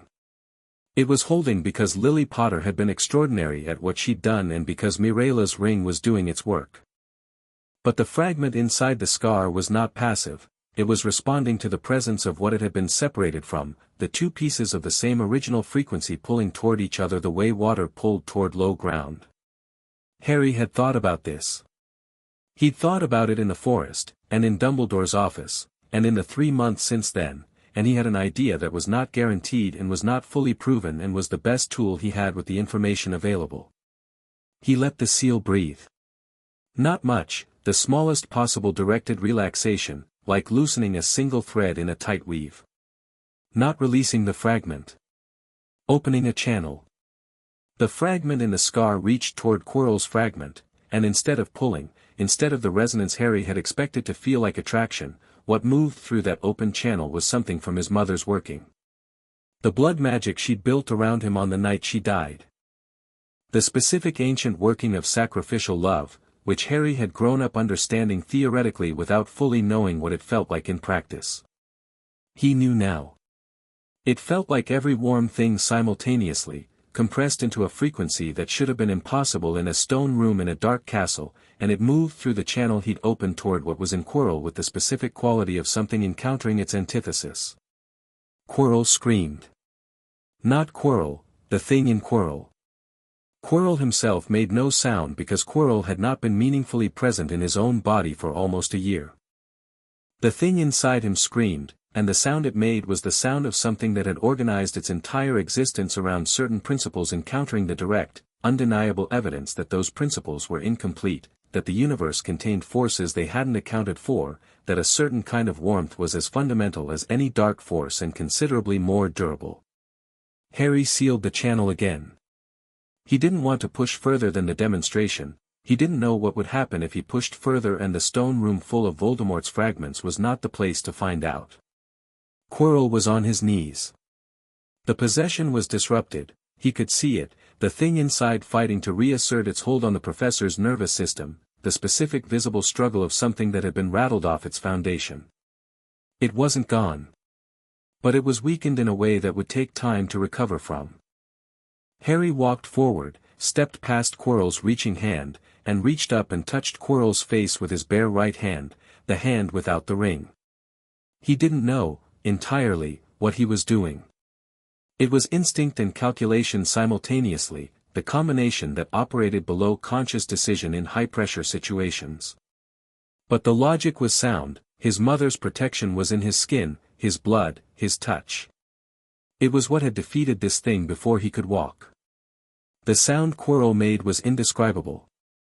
The skin where Harry touched him blistered, not from a spell, but from the contact itself, the fundamental incompatibility of what Harry carried and what Quirrell hosted. Harry held the contact for 2 seconds, feeling the heat of it, the strange deep resonance of his mother's working activating like something that had been waiting 11 years for the appropriate conditions. He stepped back. Quirrell collapsed forward onto the stone floor. The thing that had been inside him tore free of the body in the same moment, a dark distortion, barely coherent, the smell of deep cold and very old dark magic. It passed through Harry because it had nowhere else to go, the chamber's walls and floor offering no other exit, and as it did the scar ignited with pain that was the sharpest thing he'd ever felt, clean and brief and final, like a wound cauterized. He stood in the chamber, breathing, with the stone in his pocket and Quirrell on the floor and the scar burning with the specific quality of something that had just been changed. He checked Quirrell. Alive, barely. The professor's own pulse was there, thin and thready, but there, the body had survived the possession's departure, which was more than some bodies managed. Harry straightened, looked at the mirror, which was showing him nothing now, just his own reflection, clear and present, a boy in dark clothes in a stone room with a stone in his pocket and the faint warmth of something resolved in his chest. The scar was still burning, but differently. Less like a wound and more like a scar that is finishing its healing. He touched it with one finger and felt the sealed thing inside, and found that it was smaller. Not gone, not yet, but the confrontation with its original had done something. Weakened it. Changed it. He thought, Mirella is going to find this extremely interesting. He took the stone from his pocket and looked at it. Small, red, warm. Nicholas Flamel's life's work, the object of Voldemort's obsession, the thing that 300 years of wizarding scholarship had spent varying amounts of time and sanity pursuing. It sat in his hand with the unassuming weight of something that had no interest in drama. He put it back in his pocket, gathered Quirrell's wrist gently, and began walking toward the door. He came back through the potion chamber, where the black flames had gone out, the magic was fading now that its purpose was discharged, through the troll chamber, through Snape's bottles, into McGonagall's chess room. Ron was standing at the edge of the board with the relaxed posture of someone who has been waiting in the specific comfortable certainty of having done the hard thing and having it stay done. The board was clear behind him, the pieces returned to their starting positions with the neatness of a problem fully solved. He took in Harry, the dark clothes slightly dusty, Quirrell's wrist in his hand, the specific quality of someone who has been somewhere and come back changed, and he said, "You got it." "I got it," Harry said. Ron's face did the thing it did when he was more moved than he was planning to show, and he converted it with the quick grin that was one of his best features. "I did the chess in 47 seconds, he said. "Personal best." "I know you did," Harry said. "Hermione's going to be annoyed she missed it." "She's getting Ron's report of it, which will be better than the original," Harry said. Ron laughed, genuinely, and they went through together. Hermione was in the key chamber with her arms crossed and the expression of someone who has been waiting with patience that cost her something, and when she saw Harry with Quirrell in tow and the specific quality of someone who has been through something real and come back from it, she uncrossed her arms and walked toward him fast and held his face in both hands and examined him the way she examined things, thoroughly, specifically, missing nothing. "You're hurt," she said. "The scar. It's okay. It's actually," he paused, finding the right word. "Better. I think it's better." She looked at him for one more long moment, and then she hugged him for the second time, and this one was not brief and efficient, it was the full version, both arms, the kind that said I was worried and I'm not going to pretend I wasn't, and he hugged her back and felt the warmth of it mix with everything else in the impossible, various, completely alive feeling of this night. Ron's hand landed on his shoulder from the other side, brief and solid. They came up through the trapdoor, past the still sleeping Fluffy, and into the third-floor corridor, and Harry stood in the corridor with the stone in his pocket and the scar changed on his forehead and the two people he trusted most in the world beside him. He looked up at the ceiling of the corridor and thought, Serafina is going to say she told me so about the timing. He was looking forward to it enormously.